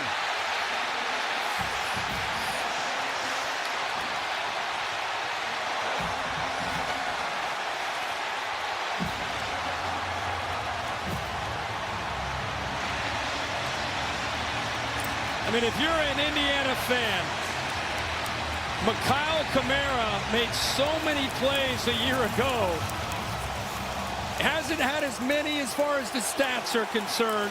And now in the biggest moment and the biggest stage, the veteran and the leader, one of the JMU transfers, comes around that right side, gets a handout, and blocks this punt for this touchdown.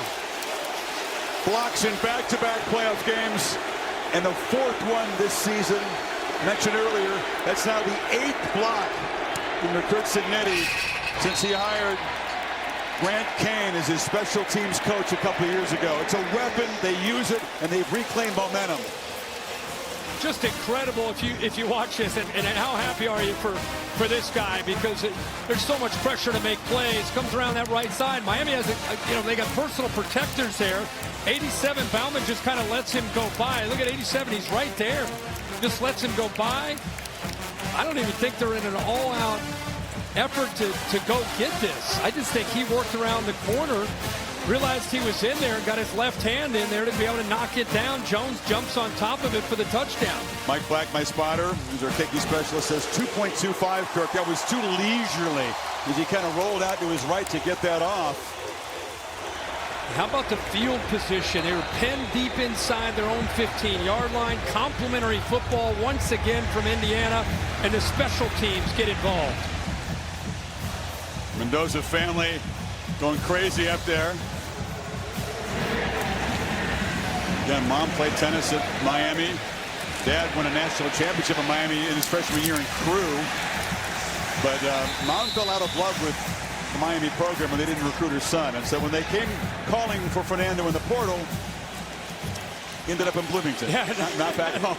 Enough said. Not happening. Well, we saw Indiana after the Fletcher run. We saw Indiana with the crowd back in the game for the Hurricanes. They had to respond, and they did. They moved the ball. They got in the field position that was more favorable with special teams. They blocked the punt, and now you flip it over to Miami. Now the Indiana crowd is coming alive. How are the Canes going to respond now? Down 10, 5 minutes to go in the third. Every possession counts for the Hurricanes. You saw the shocked look on Beck's face. The job just got a lot harder. Very slow developing play. Wanted to take a shot downfield. Flips it down to Fletcher instead, and Fletcher fights for 8. They just have not been able to consistently stretch the field, Kirk. It's really been a problem now in all 4 of the playoff games for Miami. Yeah, it's been, well, and again, against this defense, it's going to be tough. I mean, they take that away, theoretically, with the scheme by just trying to keep everything in front. He missed Malachi Tony. If he would have just looked into the middle of that defense, he had him open. Fletcher around the right end, breaks free. Fletcher still stepping out of tackles. Picks up another chunk of yards out across the 35. How many backs do you see in college football anymore that have this build? 6'2", 230 pounds as a tailback. There's that stiff arm with the length that he has, able to keep Fisher at bay. There's another great block by Malachi Tony. Another Keelan Mayer, or actually C.J. Daniels, to get him to that second and third level of the IU defense. He has a breather as Marty Brown comes in. They fake the pitch to him, and Beck pitches downfield, and it's incomplete. Broken up beautifully by D'Angelo Pons, who arrived in time to dislodge it from Bowman. What a game he's playing. Oh, he's playing great. You know, he's known for his ability to cover, but this time, because he's playing with zone eyes, he's able to respond and play. That looks like shoulder to shoulder to me, Bill. I don't see any contact at all. No, he did launch up, but nothing to the head neck area. It looked like it was all in the shoulder. Yeah, I'm so gun shy. I get so nervous when any defender makes a play on a receiver. I'm just waiting for a flag to come in. I'm glad we didn't see one there. Worth mentioning that he's 5'9", 173. Plays with a ton of heart. Always will have a chip on his shoulder, he says, because people have overlooked him because of his size. Didn't have a lot of offers. One of those guys who went to JMU. Cignetti spotted his talent and then makes the journey to Bloomington. And you're talking about specifically with the 2025 Indiana Hoosier team, the secret sauce of who they are. not just the JMU guys, but you go through this lineup and you look at guys and where they transferred from. Texas State, Kent State, Navy. These guys feel disrespected, and it's a collective group that plays with that big chip on their shoulder. Miami had been on a roll on third downs in the last couple of games, but not tonight. 0 for 8 as Beck tries to scramble and create on the move. Steps back, still trying to buy time. Right downfield, Daniels works free. C.J. Daniels waited for his quarterback to finally spot him. Play to the 35, picks up 24 yards. What a job of working with his quarterback, C.J. Daniels. I want to try to show you where he is. He's right here, but watch this effort because his quarterback's going everywhere. He's to the right, he comes back to the left, and then he's finally able to separate and pull away from Sharp. And how about the job there by Carson Beck identifying where to go to the ball. We saw that against Ole Miss when he looked backside and found an open receiver for a touchdown, and that's their first conversion on third down and a big play by Beck. Now Beck, screen, and like Joshua Trader, they put a knee down when he made the catch. Yeah, that ball was thrown a little bit more upfield. It makes me think that because we haven't seen a ton of Moore, he's a true freshman, maybe he runs this route not at the right depth, so the timing and accuracy off a bit there. You can see he was expecting him to be in a different spot, so it's a little thing, but it affects the yards after the catch. Now, that had a chance to be a big one if the timing was right.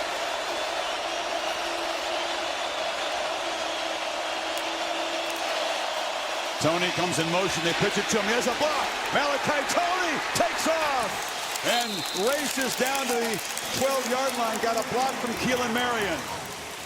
Yeah, we talk about this a lot. The motion's important because it's going to create the space. But there's the block by Zero right there.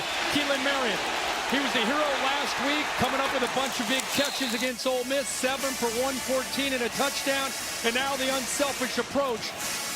Boy, he looked more fired up about that block than he did the touchdown last week with the energy that he showed after making that block. So, heck of a job and good job of getting the ball to 10 in space. And the first time he's been able to create yards after the catch. 5 seconds. Fletcher back in the game. They snap it at 2.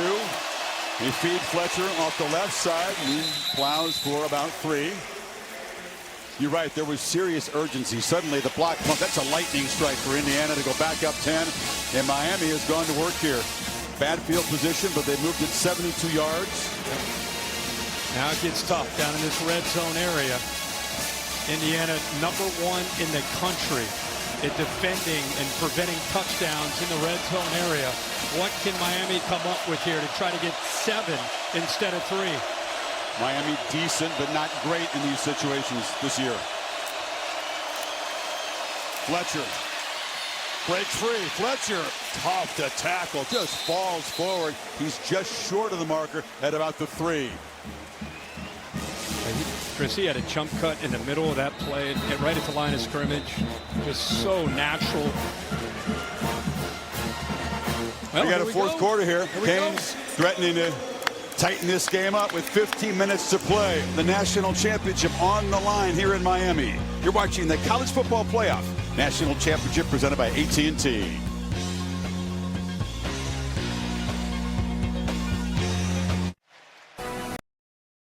The final quarter, the CFB National Championship presented by AT&T. Indiana trying to complete one of the great seasons we've ever seen in this sport, up by 10, but Miami has responded after the block punt and driven it 78 yards, setting up a 3rd and 1, 10th play of the drive coming up, Kirk. Incredible job here of answering. We talked about before the drive started, how will they respond after that block punt deep in their own territory, and they so far have. Let's see if they convert here on this 3rd and 1. 7 offensive linemen in there, 7 O-linemen and a tight end. Fletcher walks in. Miami touchdown. What a response.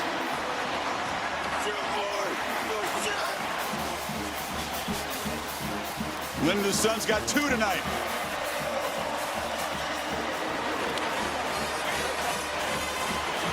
Wow, you just talked about it. 10 plays, 81 yards, response from the block punt. They use Malachi Tony on that orbit motion to kind of catch the defense's eyes. We'll show you in a second how effective that was. So instead of just trying to pound it in there for the yard, that right side opened up, and he's able to just kind of walk into the end zone. But that motion really affected things. Davis makes it a 3-point game. Beck has some things.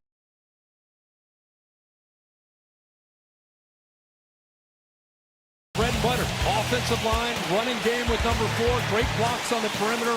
He is determined with the way he's running the football. This is what you alluded to, the 3rd and 6, somehow scrambling around. Heck of a job by Daniels to get away from Jamari Sharp. And then you get a screen, get it going to Malachi Tony. Picks up a beautiful block right there by Keelan Marion. Then we get to the AT&T connected cam clicker. Watch the motion coming from the left to the right. You see the 2 defenders responding. Watch 4. See, he sees the motion as well. They both go with Malachi, concerned with him potentially getting some kind of jet sweep, but instead they got a touchdown for Fletcher. I mean, moms everywhere. You have to appreciate the sacrifices you make for your kids, the lengths you go to just to be there for every moment in his career. And Linda having a night. This second half's been a different story for Mark Fletcher, different story for the Miami Hurricanes, different story for his mom. Everybody's happy if you're a Hurricane, but now your defense has got to go back out there again against Mendoza and the Hoosiers. This cool, clear night in Miami. Aerial coverage brought to you by Goodyear.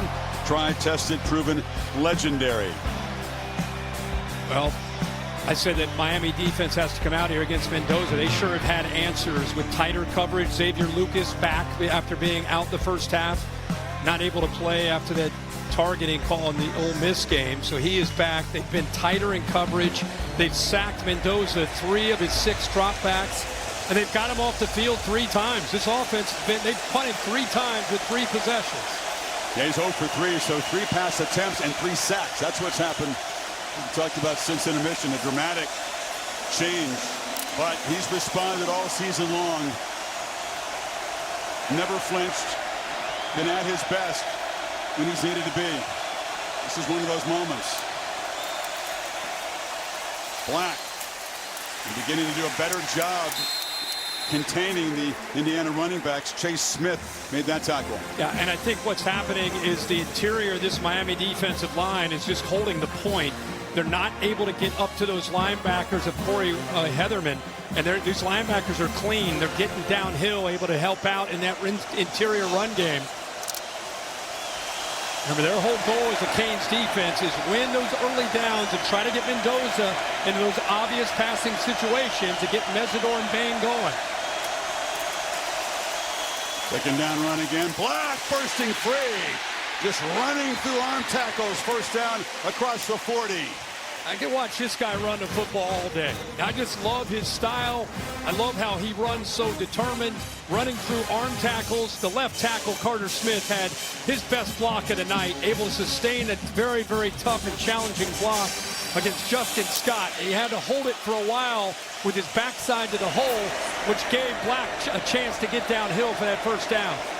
Black, 24 years old. Hemby's 23, representative of the way Indiana has built this team with very experienced, well-traveled players. A dangerous throw on the edge. Ethan O'Connor almost jumped the route in front of Cooper. Well, he's been doing this all night. He sees cushion. He thinks it's free access. Let's take it. It's an alert. Look at the reaction, how quickly 24 drove down on that football. Almost as if he's baiting him. If I go off, he's going to think he's open. He's going to take this throw. I'm going to jump in, try to get in front of it. So good job of recognizing that, almost baiting it by Ethan O'Connor. Still looking for his first completion after halftime as Mendoza. And there it is to the edge. Cooper has some blockers. Omar Cooper with his quick burst. Good help on the edge from his teammates, and the gain is 19. Well, Miami was confused. They were trying to get enough defenders out there. You can see that they're kind of looking around, making calls. The problem is you got 3 against 2. 2 to be able to make the block, as you'd expect. Nowakowski's out there to be able to make that block. And, you know, much like we talk about on the other side, with Tony, Cooper doesn't need a whole lot of room. With those blocks, easily able to get first down yardage. Hemby back in at tailback. Indiana trying to answer Miami's answer. Off the play fake, Mendoza will take off. Darts up into heavy traffic. Mesidor and Bain combine on the stop. He picked up one. Gotta believe that not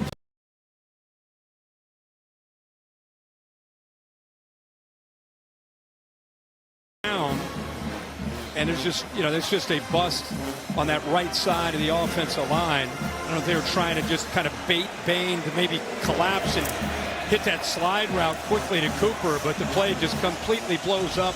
Lucky to get some positive yards. Right tackle has been a problem tonight for Indiana. They're trying to survive it. There's a second down run from Hemby. Bangs forward. Wrestled down after about 4. It's one thing to put yourself in position to make the tackle, and then you get that energy that Black runs with, and you're just holding on for dear life. You better bring it to him, even though he's not the tallest, but he's 211 pounds, and he's a strong guy, and he runs with that power. You got to get low, and you got to really try to meet force with force when he runs the football. Huge play here. Need 5 on third.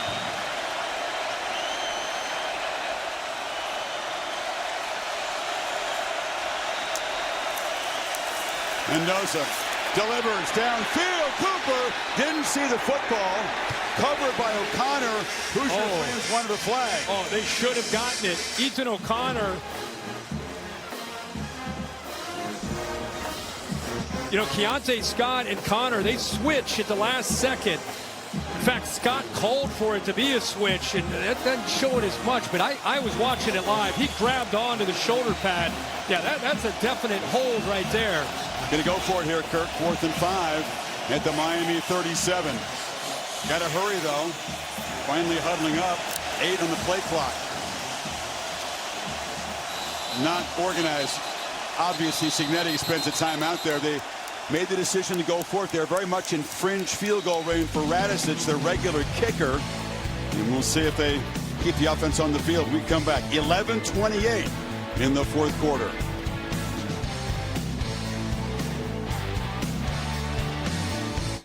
Offense on the field, and what a big moment here in this championship game. 4th and 5 at the Miami 37. Out of range for Niko Radicic, their regular kicker. Cignetti wouldn't trust him from this distance. It would be about a 54-yarder, so the offense is out there. And at the very least, with the way penalties have been an issue at critical times for Miami, do you go hard count? You know, you're sitting here at 4th and 5. Do you go hard count, try to draw them, and then still have a play in your back pocket? Do something of a gamble. A lot of coaches would punt Miami deep. Mendoza, ball in his hands. Sideline pitch. Becker comes back to make a catch. They've done that a million times at practice. It's been a struggle tonight. That was well executed. Yeah, back shoulder. They do it all the time. Surratt usually makes these plays. Becker's showing you he's got the ability as well against O'Connor. Timing, the ball was in the air. He comes back perfectly. Look at those hands by Becker. Inbounds for the big first down for Indiana. Blazing speed. Rated contested catches. Not a single drop all season. That's where you go to him on 4th and 5. Right. Black. What a play. Pitch and catch by the Heisman Trophy winner to the receiver who has come on strong after a very quiet first half of the season. Rarely involved at all in the first 7 games. That's right. That's right. And then when Surratt had an injury, he got an opportunity. And then once he got those opportunities the last 6 games, they've just not been able to take him off the field. And he is a massive weapon at 6'4", has such great length, and the fastest player on the Indiana roster, over 22 miles an hour. Made his name on special teams.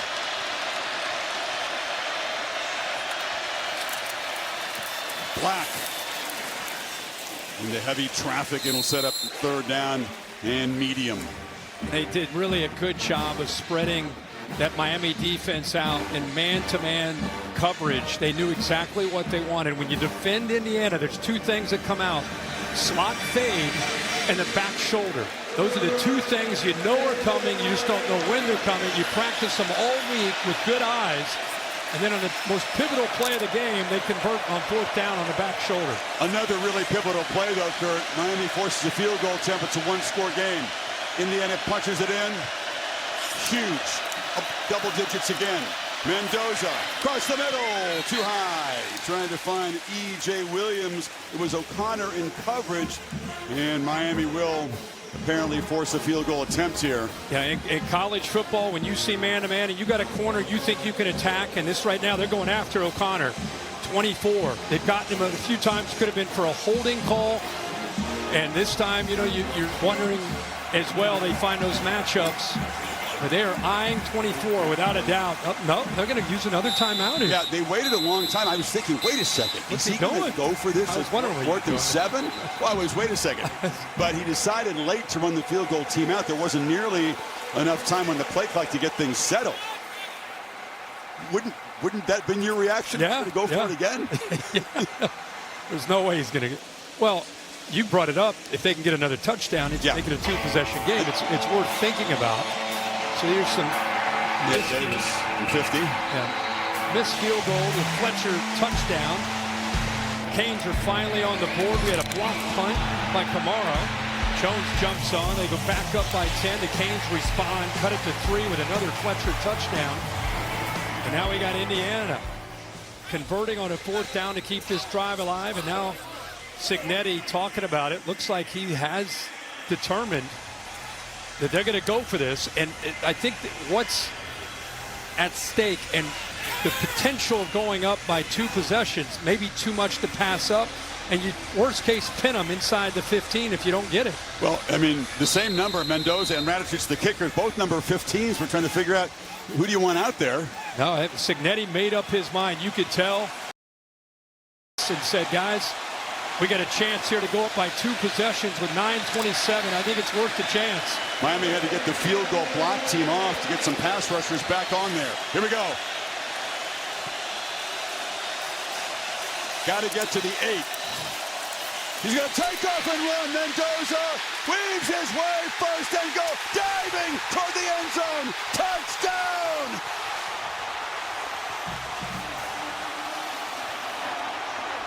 That's why he won the Heisman Trophy.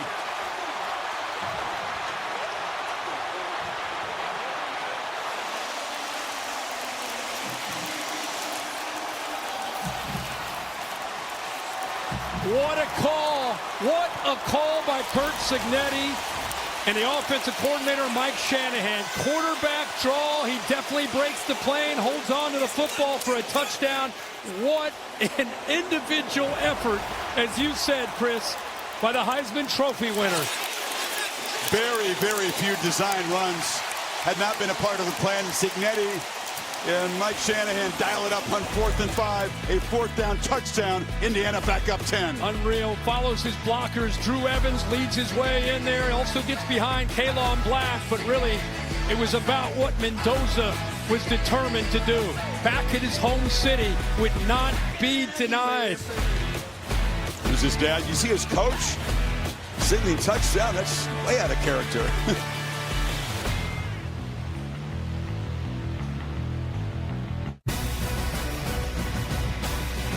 There's a 4th down touchdown. AT&T connected clicker cam. Yeah, let's check this out. Again, you're going to get a great block here and a great block here.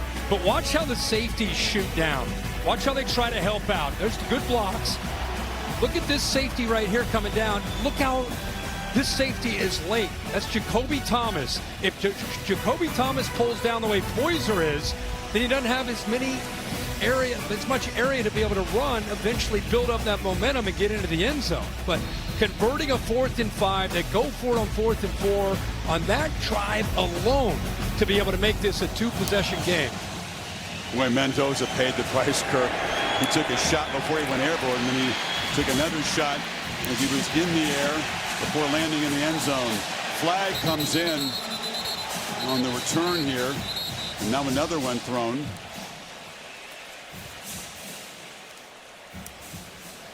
Going to be a hold on Miami, it looks like, which once again will back them up with poor field position. Down 10 again, 9:11 to play. During the return, holding number 22, receiving team, 10 yards, half the distance to the goal. Still first down. Here's Max Mendoza, Fernando and Alberto's younger brother, reacting to Big Brother's touchdown.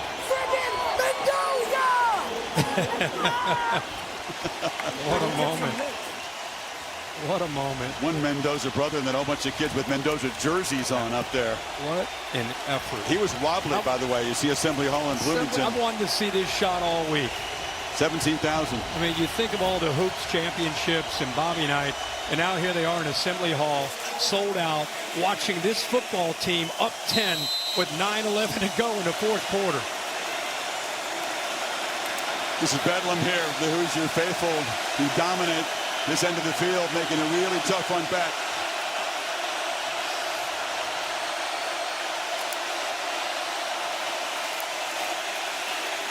From the goal line, flip short, Tony breaks free. Malachi Tony, always so dangerous with the football. Elijah Hardy held on. It's a 9-yard gain. Yeah, this is where having a quarterback that's making his 43rd career start comes in handy. Good job of not being impatient, trying to force it. Just checked it down, got 8 yards. Miami playing, obviously, with tempo down 2 scores. What an enormous call. Offense on the field. Then he sends the field goal team out, but running out of time, calls the timeout, puts the offense back on the field. Yep, and he was determined. Everybody's going to talk to him about that decision, and whether he got it or not, I think all of us can understand the logic behind why he would go for that. And by the way, they pinned Miami inside their own 20 the last 4 possessions. Miami started their own 12, their own 7, their own 19, and now their own 8. And the penalty responsible for the poor field position on this possession. Can't afford to grind out a long drive here. Back all kinds of time. Fires downfield, and it's incomplete. Trying to find Keelan Marion, who made a huge impact in the Fiesta Bowl. Hasn't done so tonight. Well covered again. Yeah, they rush 3. They drop 8. You can see he's back there holding the ball forever because there's just nobody open. Everybody's covered. Finally, Marion just decides to try to work with him. He happened to make eye contact with him. He actually got it in. The ball just went right through the hands of Marion, who's done a good job transferring over from BYU, more of a specialist. He wanted to come to Miami to become more of a wide receiver, a complete player, and has demonstrated that. Yeah, 2 years at UConn, 2 years with the BYU Cougars before landing here. 2nd and 10, backpedals, launches downfield. That's Marion again, and comes back and tried to make a catch. They're ruling complete. Pons covered him. Weird play because he didn't spot the ball until just the last second. Yeah, he kind of backhands the ball, and I think he initially caught it, and then as he went to the ground, I think the ball pops out and hits the surface. Watch him backhand that, and then the ball gets loose. I looked at first when he went up that he somehow came down with it right there, and then it came out. So 2 chances to make plays. Haynes can't do it. Now it's 3rd and 10. Indiana walking up pressure, trying to disguise who's coming, try to affect the offensive line and their communication. It works. Yep. There's a flinch.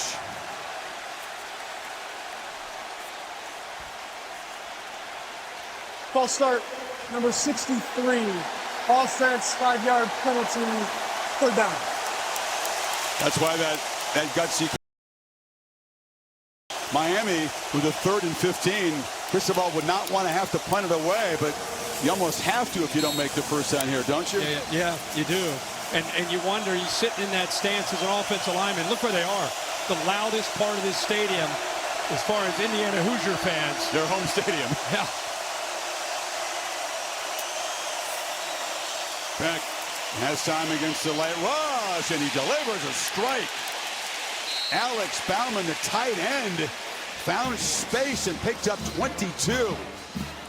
Boy, he did put such a nice touch on this ball. And Bauman, who worked outside off of that motion, just sat right behind the linebackers. He put it right over top of them. Back again, delivers across the middle. It's Tony. Malachi Tony splitting defenders and weaving his way deep into Hoosier territory. And just like that, with 2 plays, Miami's still in the hunt. And I really think this tempo is affecting the communication of Indiana. This is a disciplined defense that very rarely gives you very much to work with as far as the spatial recognition there by Carson Beck. He's not used to seeing that. They've done such a good job of taking away Malachi Tony downfield with bracket coverage inside and outside. He just hasn't had a lot of room to run after the catch that time he did with this tempo. 41-yard play. Hoosiers did a great job early on containing number 10. Now he's getting loose. Beck off the hands of Fletcher, and that's a dangerous play. So many interceptions for Indiana. Plays just like that this season. Yeah, every route was at about 5 yards. Nobody was downfield. And instead of just giving up on the play, he was determined to try to at least get some positive yards, try to sneak it in to Fletcher. Very crowded where he tried to throw that, again, with 8 dropping in coverage. No turnovers tonight for either team. Miami inside of 7 minutes. Essentially come away with points on this drive. Tony in the backfield there. He's got it on the pitch. Tony breaks free. Malachi Tony spinning, scoring!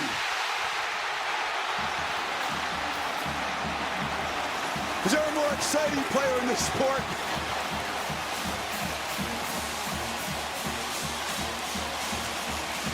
Now this is really an outside stretch play. You know, I mentioned he was in the backfield. This is really an outside zone run to the right with Malachi Tony. Good job by the offensive line. Just a different wrinkle with the formation. But he is so instinctive as a ball carrier. You see it when he catches the ball downfield. You see it now in the backfield as a running back. How great, Kirk, has his second half become?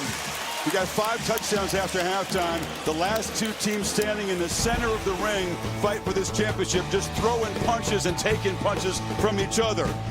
Malachi Tony makes it a 3-point game again. 6:37 left.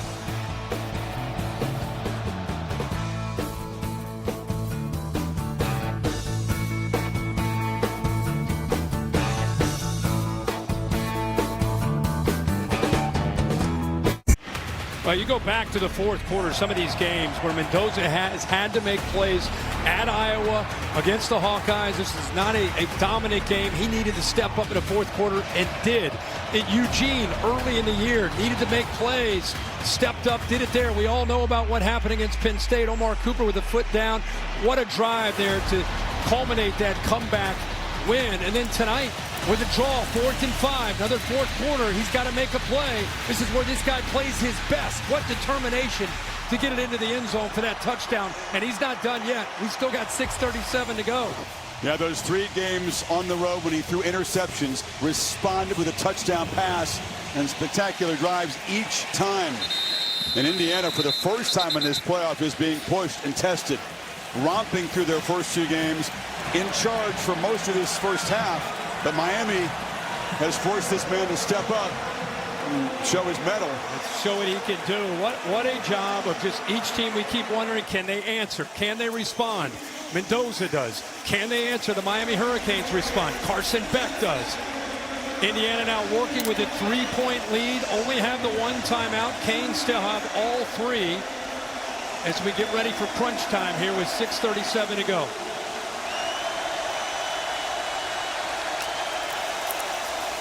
Hemby fights for a couple. And Indiana lean on this running game here. Can they grind it out the way they did pretty consistently in the first half? It's been tougher after halftime. Yeah, this is a boxing match where it's not the knockout, Mike Tyson knockout punch. It's going up against a guy that's working your body, and he's scoring a lot of points back and forth. And now you're in that last round, right?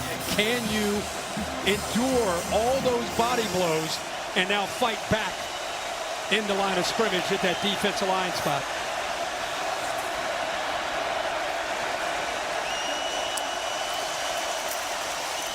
Be off the right side. Falls forward to the 30. It'll set up 3rd and 5. Bain made yet another tackle. But Ruben Bain, I thought that ball might bounce outside of him. He went up against Nowakowski, 37, and watch what he does to be able to hold the point. Just throws him. It's almost like he gets fed up with him. Just throws 37 off of him to make that play to set up this 3rd down.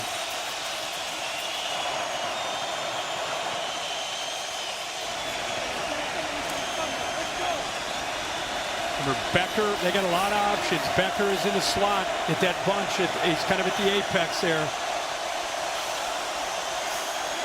Cooper comes across in motion, now goes back. Mendoza rolls that way. Pitches it short. Nice play design. Cooper just enough to confuse the defense. They convert on 3rd down. Move it to the 45 with a 15-yard gain. Yeah, I'm just so surprised that the defense didn't respond better to Cooper. You can see there's confusion. They're trying to get on the same page. Nobody. Little yo-yo back and forth. They didn't communicate. Lucky they didn't get a penalty there out of bounds. But see how the defense, the secondary, doesn't respond to this. Again, once again, 3 Indiana receivers, only 2 Miami Hurricanes out there. Saint was trying to get guys organized at the last minute. Secondary did not respond. Huge conversion. Cooper in motion again. Off the left side. Won't take that gain on 1st down. Picked up 5. That time they used Cooper in motion. Release him right inside, right about at the left tackle. He gets up into up about that 2nd level, is able to work on that safety, give him a little bit more positive yardage. Indiana always getting 2nd and 6, 2nd and 5, 3rd and 2. That's when they're playing their best in this style of offense.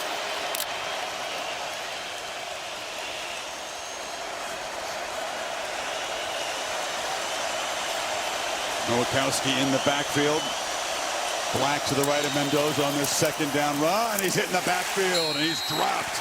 That time Saint came straight downhill. It's a 2-yard loss. Sets up 3rd and 7 now. Yeah, Saint ended up getting through, but they also walk a safety up. Watch Saint here, but watch the safety. Because that safety showed up, it affected Pat Coogan, the center. He couldn't take both of them. He ended up taking the safety, and that freed 31 to be able to shoot a gap and get into the backfield. Here we go again. Then Mendoza one more time produce on 3rd down. Clock nearing 3 minutes. Big matchup right here. Some confusion. With 2 in the play clock. Mendoza pitches downfield. Becker makes a catch again in front of O'Connor. Nobody stopped that all year consistently. And not tonight either. They keep going after 24 O'Connor, and they keep going back to that back shoulder fade. This was not his best throw, but it's a heck of an effort by Becker. That's just a fade that's bringing him back. That's not a back shoulder at all. It was designed to be. But because Becker has such good feel for this play, he's able to adjust and kind of control his body in the air and come up with that conversion. Clock ticking to 2:21. Another 1st down run for Hemby. He's got the edge. Stiff arm. Scoots out of bounds. And it's right near the marker. How about Omar Cooper? We just showed you that touchdown that he made. Watch him here. He wants to block this safety and make the corner have to tackle. Watch him kind of nonchalant. Now he goes for the safety. Huge collision. And forced the corner to have to make that tackle. Great job right there by Omar Cooper. Jacoby Thomas, he didn't know what hit him. Clock will run down to the 2-minute timeout. Miami does have all 3 of their timeouts remaining. Can the Hoosiers put it away with a touchdown, win their first championship? Can Miami force a field goal try, give Beck one more chance? All to play for in the final 2 minutes here of the championship game.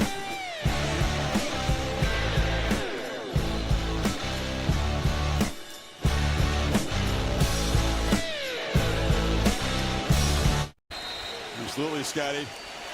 Hoosiers with that 1st down. A touchdown just about seals it. Field goal attempt. Depending on how much time left, we give Miami hope. Hemby is the back. Hemby bursting free, bangs forward for 10. They'll spot him just short of the marker. Actually could work out well for Cignetti. Yeah, absolutely. Yeah, no need to pick that first down up. Make Miami use these timeouts.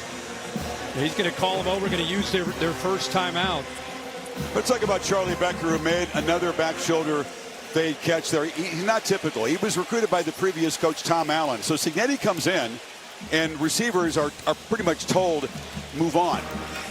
This is the one guy, although Becker was in the portal, Kirk, Cignetti said, no, stay and win. But he had to bide his time, mostly a special teamer, including the first half of this season. Look what he's done. Stayed with it, improved, emerged, and become a key guy in the championship game. It's a great story and kind of an outlier in 2025. And as we move into 2026, Becker, I live in Nashville. He went to Father Ryan High School and had a good career. I don't know if anybody would have ever expected him to become this guy in these last 6 or 7 games.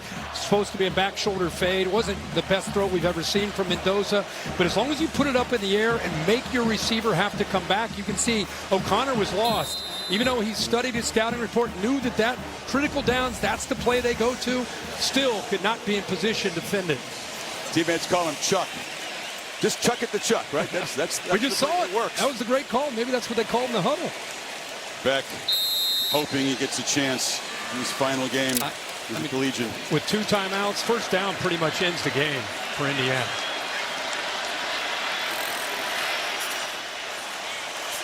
Miami unable to prevent a big gain on that first down. You're right, that is crucial now. Whistle. Yeah, that movement. I think he had movement on the left side by Indiana's offensive line. Oh my goodness. Team known for its discipline does not make mistakes like that.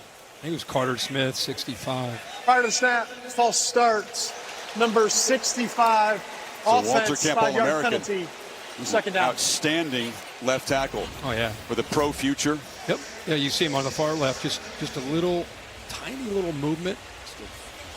First time they've been penalized in the second half, and that moves it back, and suddenly that's a lifeline for Miami's defense. Yeah, it's huge. Eagles can still finish the job here, though. Hemby. No. Not much. Maybe a half a yard, and Cristobal spends another timeout. Ahmad Moten plugged the middle. You know, that interior, the Miami defense often gets overlooked because of Bain and Mesidor on the outside, but they've stepped up on that play.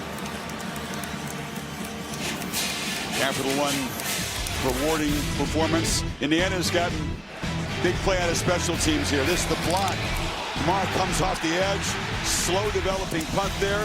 Jones falls on it. And then this play, which will live forever in Indiana lore if the Hoosiers hold on and win this. Mendoza taking 2 shots. Well, I think it's 2 things. It's the play and the effort, but the decision to go for it by Curt Cignetti.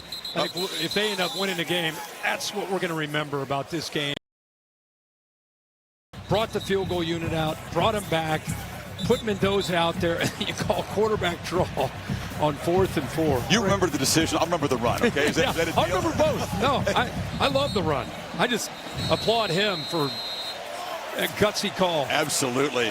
He sensed this was the time to go up 2 scores, and then still Miami fought back. 3rd and 5, minute 51. You got a timeout. This Miami defense has been a strength of the backbone of this team all year. Can someone step up and make a play right here to keep the Canes' hopes alive? Black, nothing. He's stopped immediately. That was Wesley Bassint and Mo Toure. Those 2 linebackers stepped up. Final timeout taken. Field goal attempt coming up. Yeah, heck of a job up front by this defensive line, eating up those linemen who would love to be able to climb up and get to those linebackers. But you see 31 and 1, both getting downhill, both able to stay clean because of the effort by those defensive linemen. So that little flinch by Carter Smith on 2nd 1. They're about to just take an easy first down. The game is over. That flinch moves them back to 2nd and 6, eventually 3rd down, and now 4th down to keep them in the game. Hoosier fans hoping that's not going to come back to haunt them. You say the championship game, sometimes unusual things happen. That guy is absolutely rock solid. Their best offensive lineman, one of the best in the country. Yeah, Big Ten offensive lineman of the year. Just a little flinch. Now Radicic, who made it from 34 earlier, Tries to give Indiana a 6-point lead from 35 yards out. Wonder if Cignetti thought about it for a second, keeping the offense out there again on 4th down. Field goal knocked right through. So Indiana took 4:50 off the clock, moved it 11 plays, and added 3 to the lead. But Miami and Carson Beck are going to have a chance. The kind of drive he was able to produce against Ole Miss in the Fiesta Bowl. For 20 years, All-State celebrated every field goal and extra point made at participating universities, donating to the Athletic Scholarship Fund, supporting all student athletes. Thank you, All-State. Field goals won't do it for Miami. Got to find a touchdown here. My first thought, as we just saw that flinch and then the Miami defense make the stops, was Carson Beck. Everything that Carson Beck has been through, he leaves Georgia. He deals with the ulnar nerve surgery, which is a massive ordeal, comes back from that, goes to Miami, falls back in love with the game, fits perfectly into this program, loves his teammates, loves the year he's had, been through a ton of adversity, and now he gets to football. He was over there just hoping for a chance, and he's got it with 1:42, down 6. The drive against Ole Miss began with some key throws. Put himself in position. He wanted to throw it in the end zone. Nobody open. Ends up running it in from 3 yards out with 18 seconds to go. This drive put Miami in a position to play for this championship. Some clutch deliveries, laser throws on 3rd down. Yeah, he was all over it, making great decisions, but it came down to this. His 3 receivers went from the left to the right. Man coverage doesn't take off that often unless it's obvious. He saw it. Here's Ray Lewis. He said that after the Ole Miss game, or after the Ohio State game, he said, Ray Lewis told me, hey, go down there and win it for us. And I think he did it again. Round 2. Hey, man, go have some fun. Go down there and win another one for us. This time it's the Natty.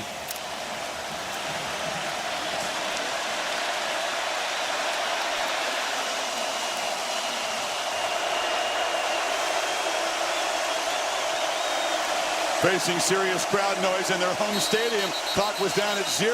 They got delay. How about these Hoosier fans traveling to Miami, just like they did in a neutral field in Atlanta, and making this feel like a road game for Miami. 5-yard penalty, still 1st down. Hey, he wants to reset the play clock, but they were slow in the operation of it. So they start, which is like your worst nightmare when you're in a 2-minute offense with no timeouts. You start with a 5-yard penalty, and of all things, a delay a game. Of all things in your home stadium, because the crowd is too loud. It's crazy. Yeah. 4-man rush. Beck pressured, flips it underhanded. They're trying to find it to Bauman, the tight end. Tyreek Tucker had a hold of him there. Got rid of it to avoid the sack. Yeah, they moved Kamara over the middle of the center.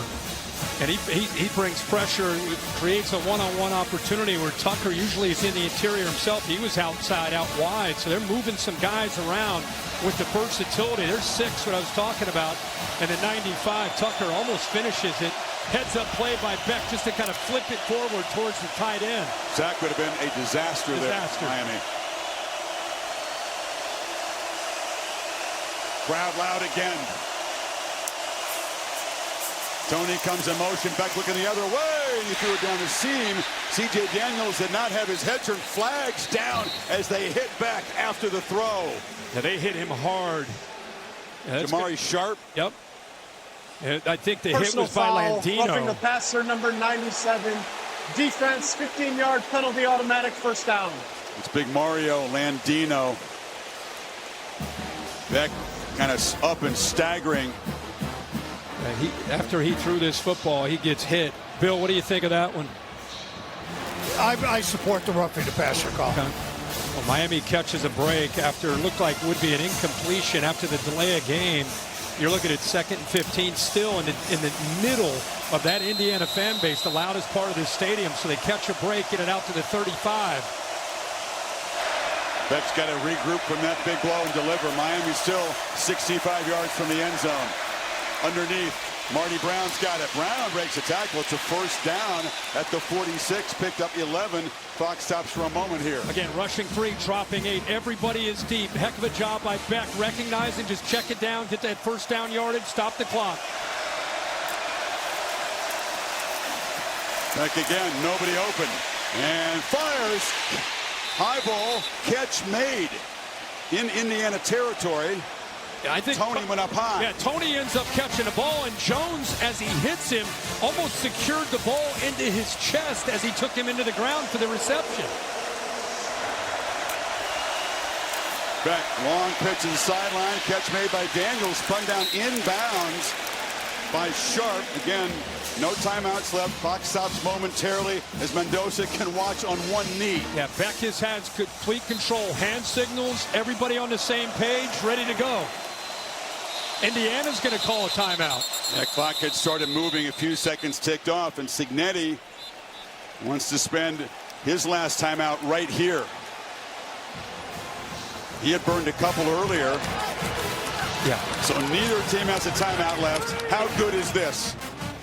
Back and forth in the second half. And as you said, Carson Beck, both coaches have said this will be a heck of a movie, however it ends. Well, the last 51 seconds of this movie are about to unfold, and somebody's going to have a truly incredible season. The Hoosiers will be 16-0, national champs for the first time, or Miami is going to once again win a fourth playoff game and win their first championship in like a quarter century. Whoever ends up winning this, it's going to be crazy. Big thing for Indiana. They're going to try to protect the sidelines, keep everything inbounds, keep the clock moving. And if you're Carson Beck, remember, 43 starts in his career. He knows exactly where he needs to go with his football. Right now he's trying to free up Malachi Tony, but remember, last week, it was Keelan Marion, number 0, who stepped up against Ole Miss at critical moments on the backside to make some big plays over the middle of that defense of Ole Miss. C.J. Daniels is the veteran presence. He's on the right side, but D'Angelo Pons is across from him. Brown is the back. Beck steps up, delivers downfield, intercepted! Jamari Sharp makes the pick that will clinch Indiana's first national championship.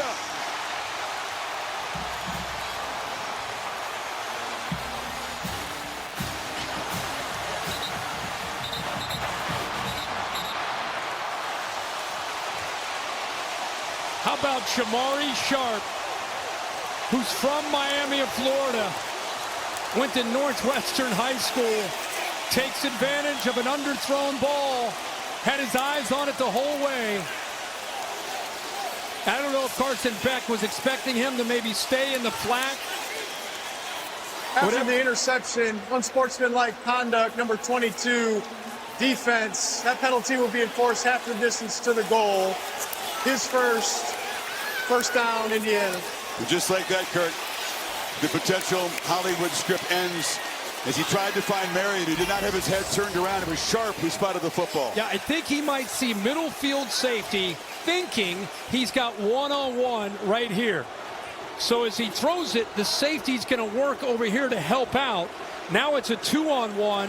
The corner knows he has help so he can trail. Doesn't feel the urgency to have to stay upfield with Marion. He knows the safety's coming over. Now he locates the football, staying in zone. Indiana's been doing this all year. That's why they're #1 in turnover margin. They play with zone eyes, meaning they watch the quarterback throw the ball so they can react. It's exactly what Sharp did. And as I said, he's from right here. Went to Northwestern High School. Probably a dream of his to make a play like that. And Curt Cignetti is going to deliver, and all that swag, all that bravado that he brought to Bloomington and said all things are possible. Why should Indiana football take a back seat? He finds Mendoza. He brings a bunch of guys from JMU. He has a keen eye for talent, and a bunch of experienced veteran guys are going to come out of here with the school's first national title. I think it's got to be one of the greatest stories we've ever seen in college football. One of the losingest teams in college football history at the start of the year to now the national champions. A century of futility is forgotten. The Indiana Hoosiers are the kings of college football.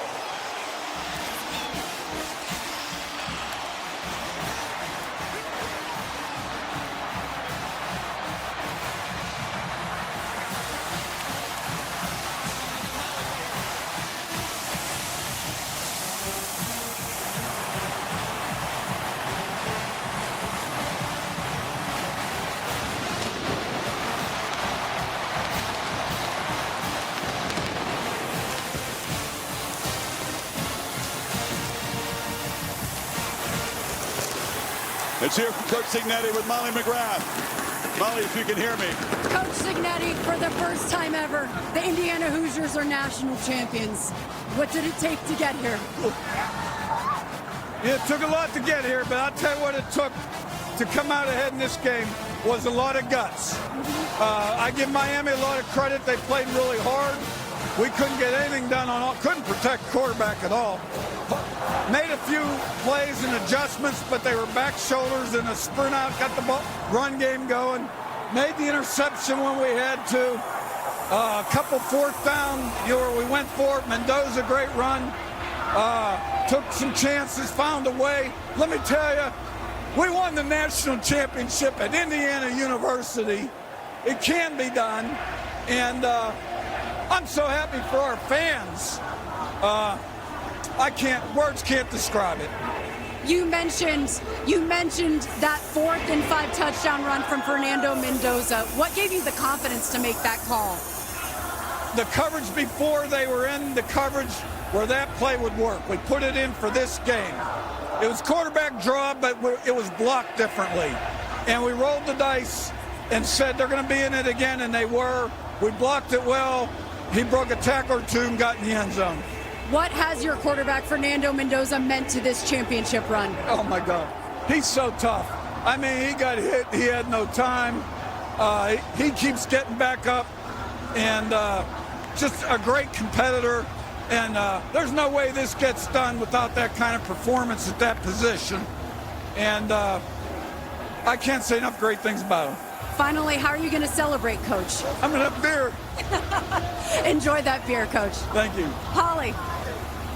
Well, Fernando, there was an epic moment in this game. It is the 4th quarter. You're leading by just 3 points, and Coach decides to go for it on 4th down. What did he say to you in that huddle, and how did you execute it? That's one thing about our team. We're always going to put all on the line. And, I want to give all the glory and thanks to God there. My offensive lineman blocked perfectly, and we're able to execute the team towards a common goal, have the Indiana Hoosier synergy to score, and then give our team a chance to win the game. How did you get it in there, though? You had to go airborne, Fernando. I had to go airborne, and I'll die for my team. Whatever they need me to do, they need me to take, shots from the front and the back, whatever it is, I'm going to die for my team out there, and I know they're going to do the same for me. That's what makes us so close, and that's what makes this national championship so special. Show my cameraman right there your arm. You can't imagine the beating this young man took last night. I mean, shout out to Miami defense. You can see why their 2 edges are first-round picks. I mean, it was going to be a physical game. And, we had to play physical, and we did play physical. We elevated it, and it's victory so sweet for everybody, for the entire Hoosier Nation, but also, it's super sweet to myself. I was a 2-star recruit coming out of high school. I got declined to walk-on offer to the University of Miami. Full circle moment here playing in Miami for all the friends and family. I can't thank Coach Cignetti enough, and Coach Whitmer and Coach Anna for taking a chance on me, and just give all the glory to God. You've been a little boy sitting in these stands watching people play on this field. How do you describe walking out of here a national champion after all these years? There's no words. There's no words. This is the most special moment of my life, and I know my teammates either. There's no one else I'd rather do it with. Thank you, Fernando. Thank you, guys. God bless. It would be enough just to win a championship, to come back to Miami and beat the school that did not even offer him as a walk-on. As Cignetti said a few weeks ago, it's a hell of a movie, Kirk. It's unbelievable. They're just everything you'd want to see. Living in the Midwest my whole life, to think that Indiana's in this position, it's almost too good of a story, really. So congrats to the Hoosiers all over the country. So grateful to bring it to you. Bill Bennell produced the game. Jimmy Platt directed it. A usual outstanding job from our crew. Operations specialist Sydney Pennington, thanks for the work she and her entire team have done all season long. We've got a lot more to come from here in Miami. Indiana joins the club of national champions, the first new team to do that since the Florida Gators in '96. Much more to break down from Hard Rock Stadium as we join now the Ram Trucks postgame. Thanks for watching a special presentation of ESPN, home of the College Football Playoff National Championship game, presented by AT&T.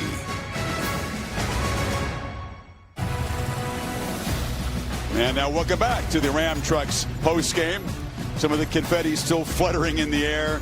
Some of the Indiana fans still wanting to make sure that this is not a dream, that they are exactly experiencing what they saw in front of their eyes but could never believe. I mean, I'm telling you, this is something amazing. It's again, the modern tools of this sport have been used by Cignetti.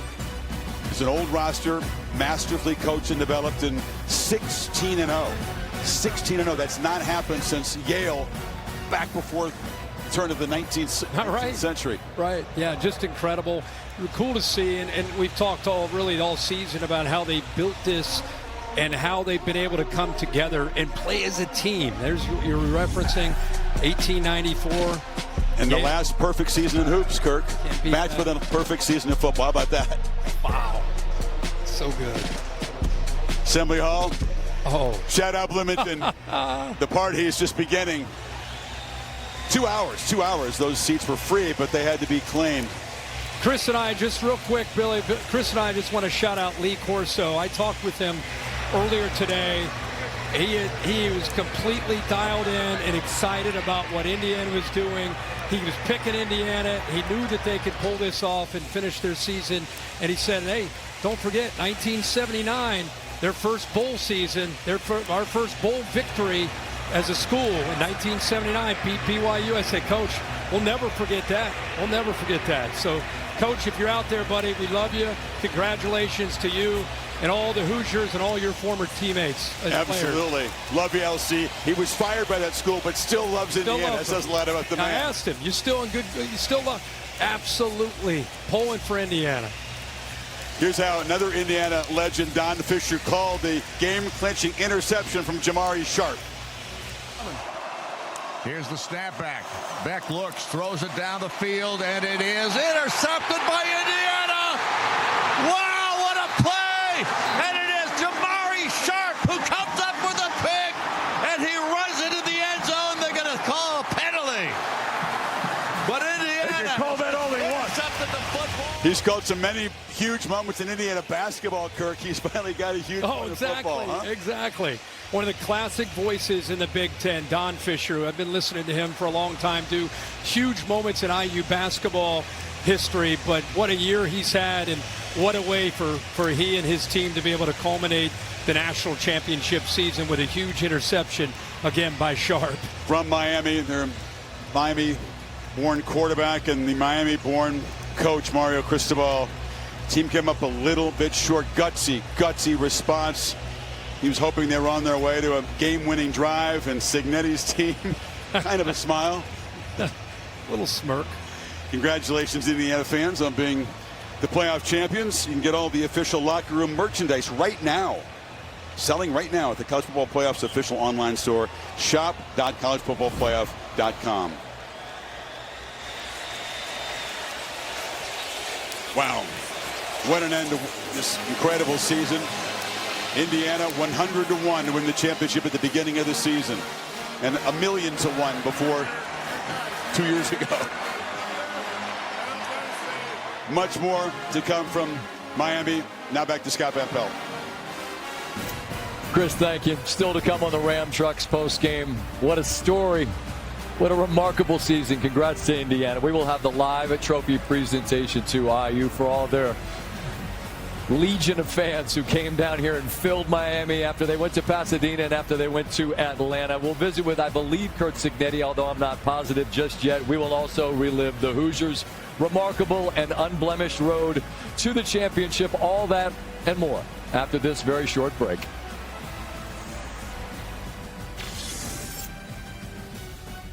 The Ram Trucks postgame is presented by Ram Trucks, official sponsor of the College Football Playoff. Nothing stops Ram.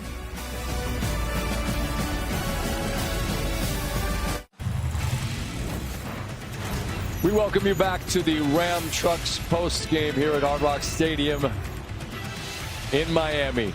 Remarkable football game. What a call. You heard Coach Cignetti say they rolled the dice, and the Heisman Trophy winner on 4th and 5 absorbs the contact, dives for the end zone in, and Indiana extends its lead. Gutsy. Could have blown up. No, they trust their leader, the best player in college football, and he delivers a moment worthy of the moment itself. But then Miami with an answer. Malachi Toney's been brilliant all season long. Right back at you. And Miami, whose offense did nothing in the first half, has found its footing. It's a 3-point game, 3rd and 7. Mendoza, how many times has Charlie Becker come up big throughout this postseason for the Hoosiers? That's a 3rd down and 7 grab. IU settles for a field goal. Miami on the other side. Down drive against Ole Miss in the last playoff game. Here he's picked by the man from Miami. It's Jamari Sharp from legendary Northwestern High School, and he grabs the interception, which seals the Hoosiers' national championship victory. Beck unable to engineer yet another drive for a score, and the Hoosiers will celebrate this championship. Their legion of fans, as I mentioned a moment ago, they are here in force in Miami, and they are ready to cheer on this trophy presentation. Reese Davis, it's all yours. Scott Van Pelt, thank you very much. What a night. What a championship game. What a way to finish this playoff. There's some things we know. We know after that performance from a great Miami team that the U is back. But we also know that Indiana is here, and it looks like the Hoosiers are here to stay as national champions. We want to start by introducing our players of the game. The offensive player of the game for this national championship match, the Heisman Trophy winner from right here in Miami, the Indiana quarterback Fernando Mendoza. Fernando, I know you've been asked a lot this week about what this return is like. Now that you're experiencing the national championship, hometown, leading Indiana to unprecedented heights, how do you describe what you're feeling right now? I first want to give all the glory to God. And I mean, there's no better group of guys I want to deal with. It's the most special moment of my life. It's such a great group of guys. I love you guys. Great job. Let's fucking go! There was a drive in this game where you guys converted 2 4th downs. You made a great throw to Charlie Becker, who made an unbelievable catch. And then the play that's going to go down in Indiana history. You're running through Hurricanes. You're showing it on the board right now. And you dive for it. 4th and 5. What did you think of the call? Everybody doubted us at the beginning of the year. We didn't make it this far, not to lay it on the line. 4th down, we trust our guys, we trust our O-line. First 4th down, Charlie Becker, fantastic catch. Second 4th down, I would die for my guys in the field. Same way they do for myself. We put on the line, and we got that dub. Let's go. You've had so many great moments. Has there been a better moment than that touchdown run in that spot? No better moment, no better moment. We talked about this a year ago when we started spring and winter workouts. We're going to be a national champion contender. Everybody counted us out, but it's the optimism and self-belief we had in each other that got us to this point. I don't know if you've seen it yet, but your parents celebrating that touchdown run is something to see. You ought to check it out. A lot of family members here. What do you think tonight's going to be like for you? Oh, tonight's going to be an insane night, to say the least. I also can't wait to get back in Bloomington with the guys. Fernando, congratulations. Quarterback of the national champions, 16-0. The defensive player of the game in this Indiana victory. One of the great pass rushers in the country last season, one of the great defenders all year, and apparently a special teams demon tonight, Mikhail Kamara. Tell me about the punt block.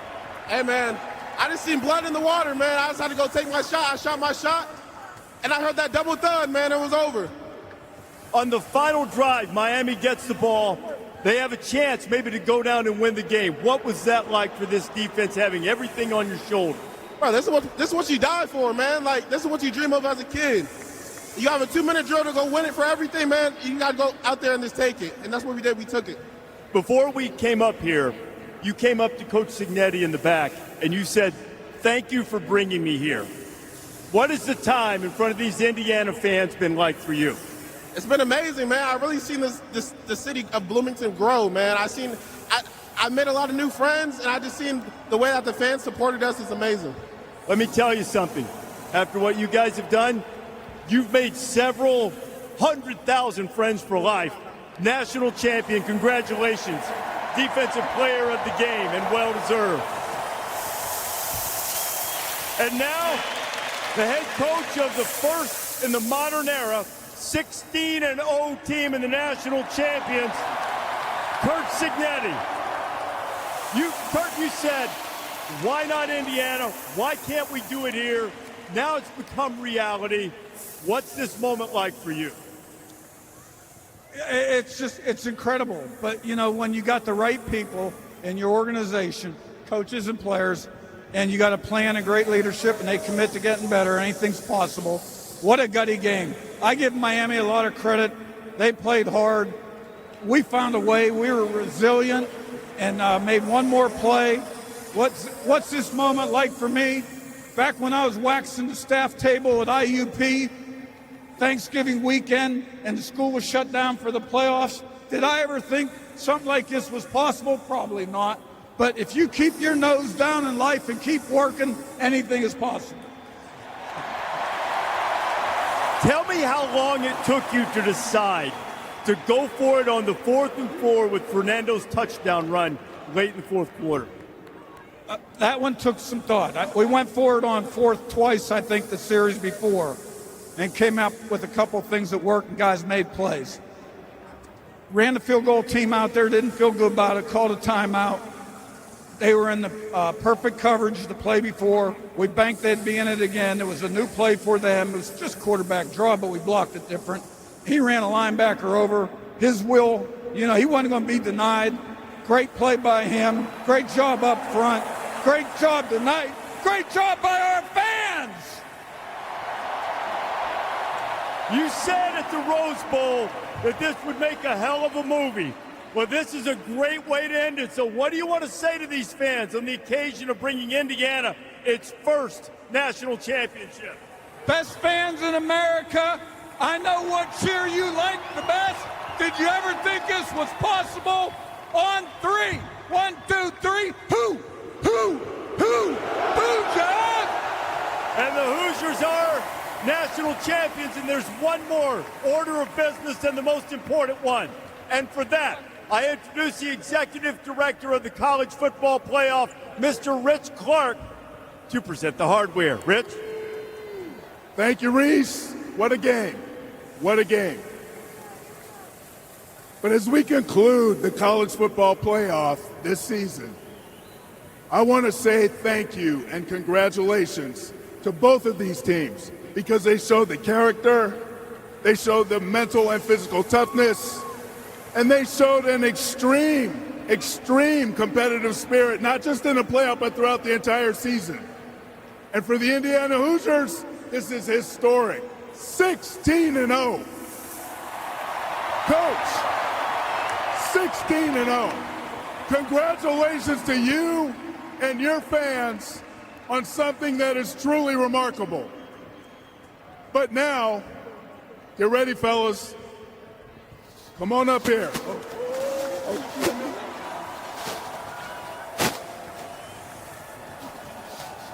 Right now, on behalf of the conferences and the institutions that administer the College Football Playoff, it is my honor to present the 2026 College Football National Champions, Coach Curt Cignetti and the Indiana Hoosiers.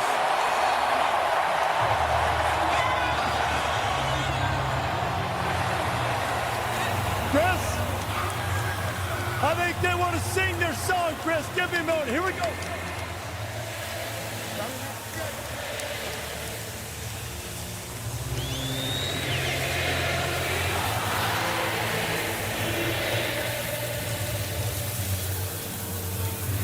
If you thought the Indiana Hoosiers and their fans would be singing Queens, We Are the Champions, of course, the anthem that so many teams have sung, I don't believe you.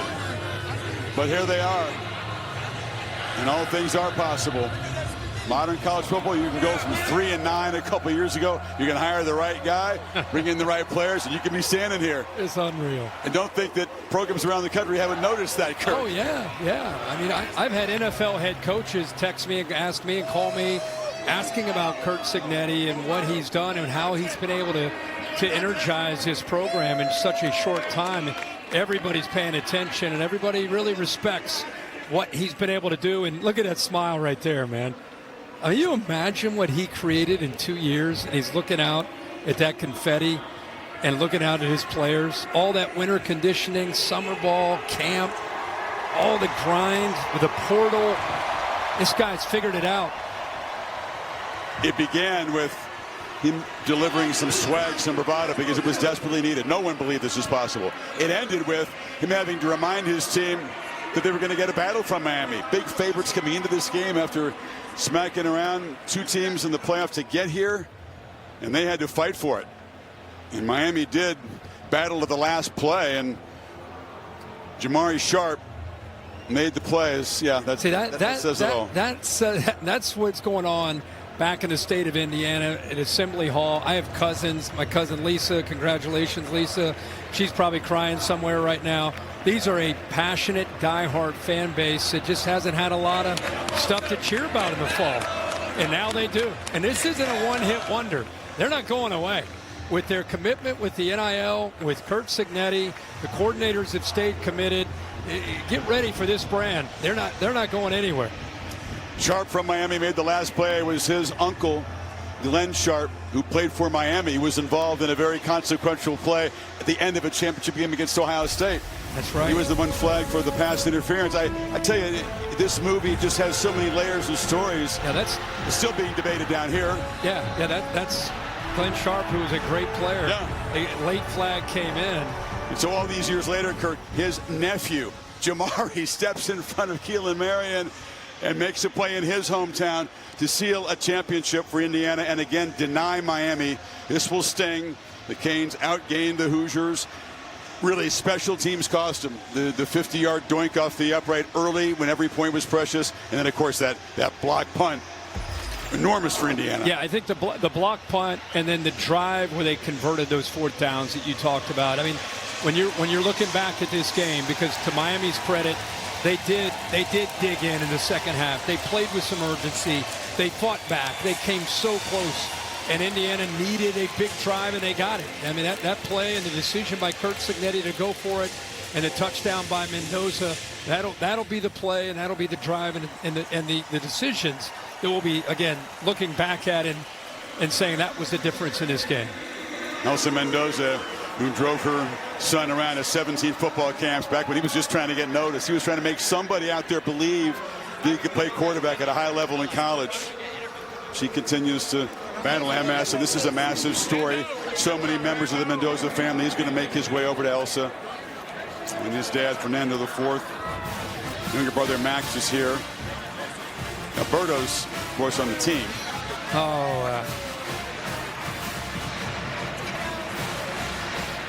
It's his aunt as well. He calls her mommy. That's M-A-M-I in the Latin tradition.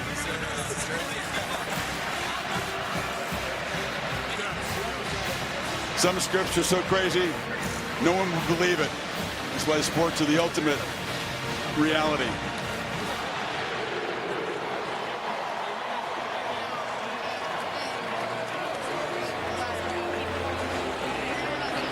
Big Ten championship, Heisman Trophy, national championship, perhaps top draft pick in the draft. Been done by very, very few. The Mendoza family has the last word tonight here in Miami. That seems fitting, Kurt. Oh, that's great. It's been a blast all season long. It's been a great playoff run. We've been treated to some really superb football by this team all season long, and in their 3 games, really had to fight to the final play to earn it tonight. The Hoosiers on top through a century of looking up at others. Performance by him in a season we'll never forget. Dr. Pepper now presents the trophy run featuring the world premiere of Sons of Legion's Stand and Deliver. So long.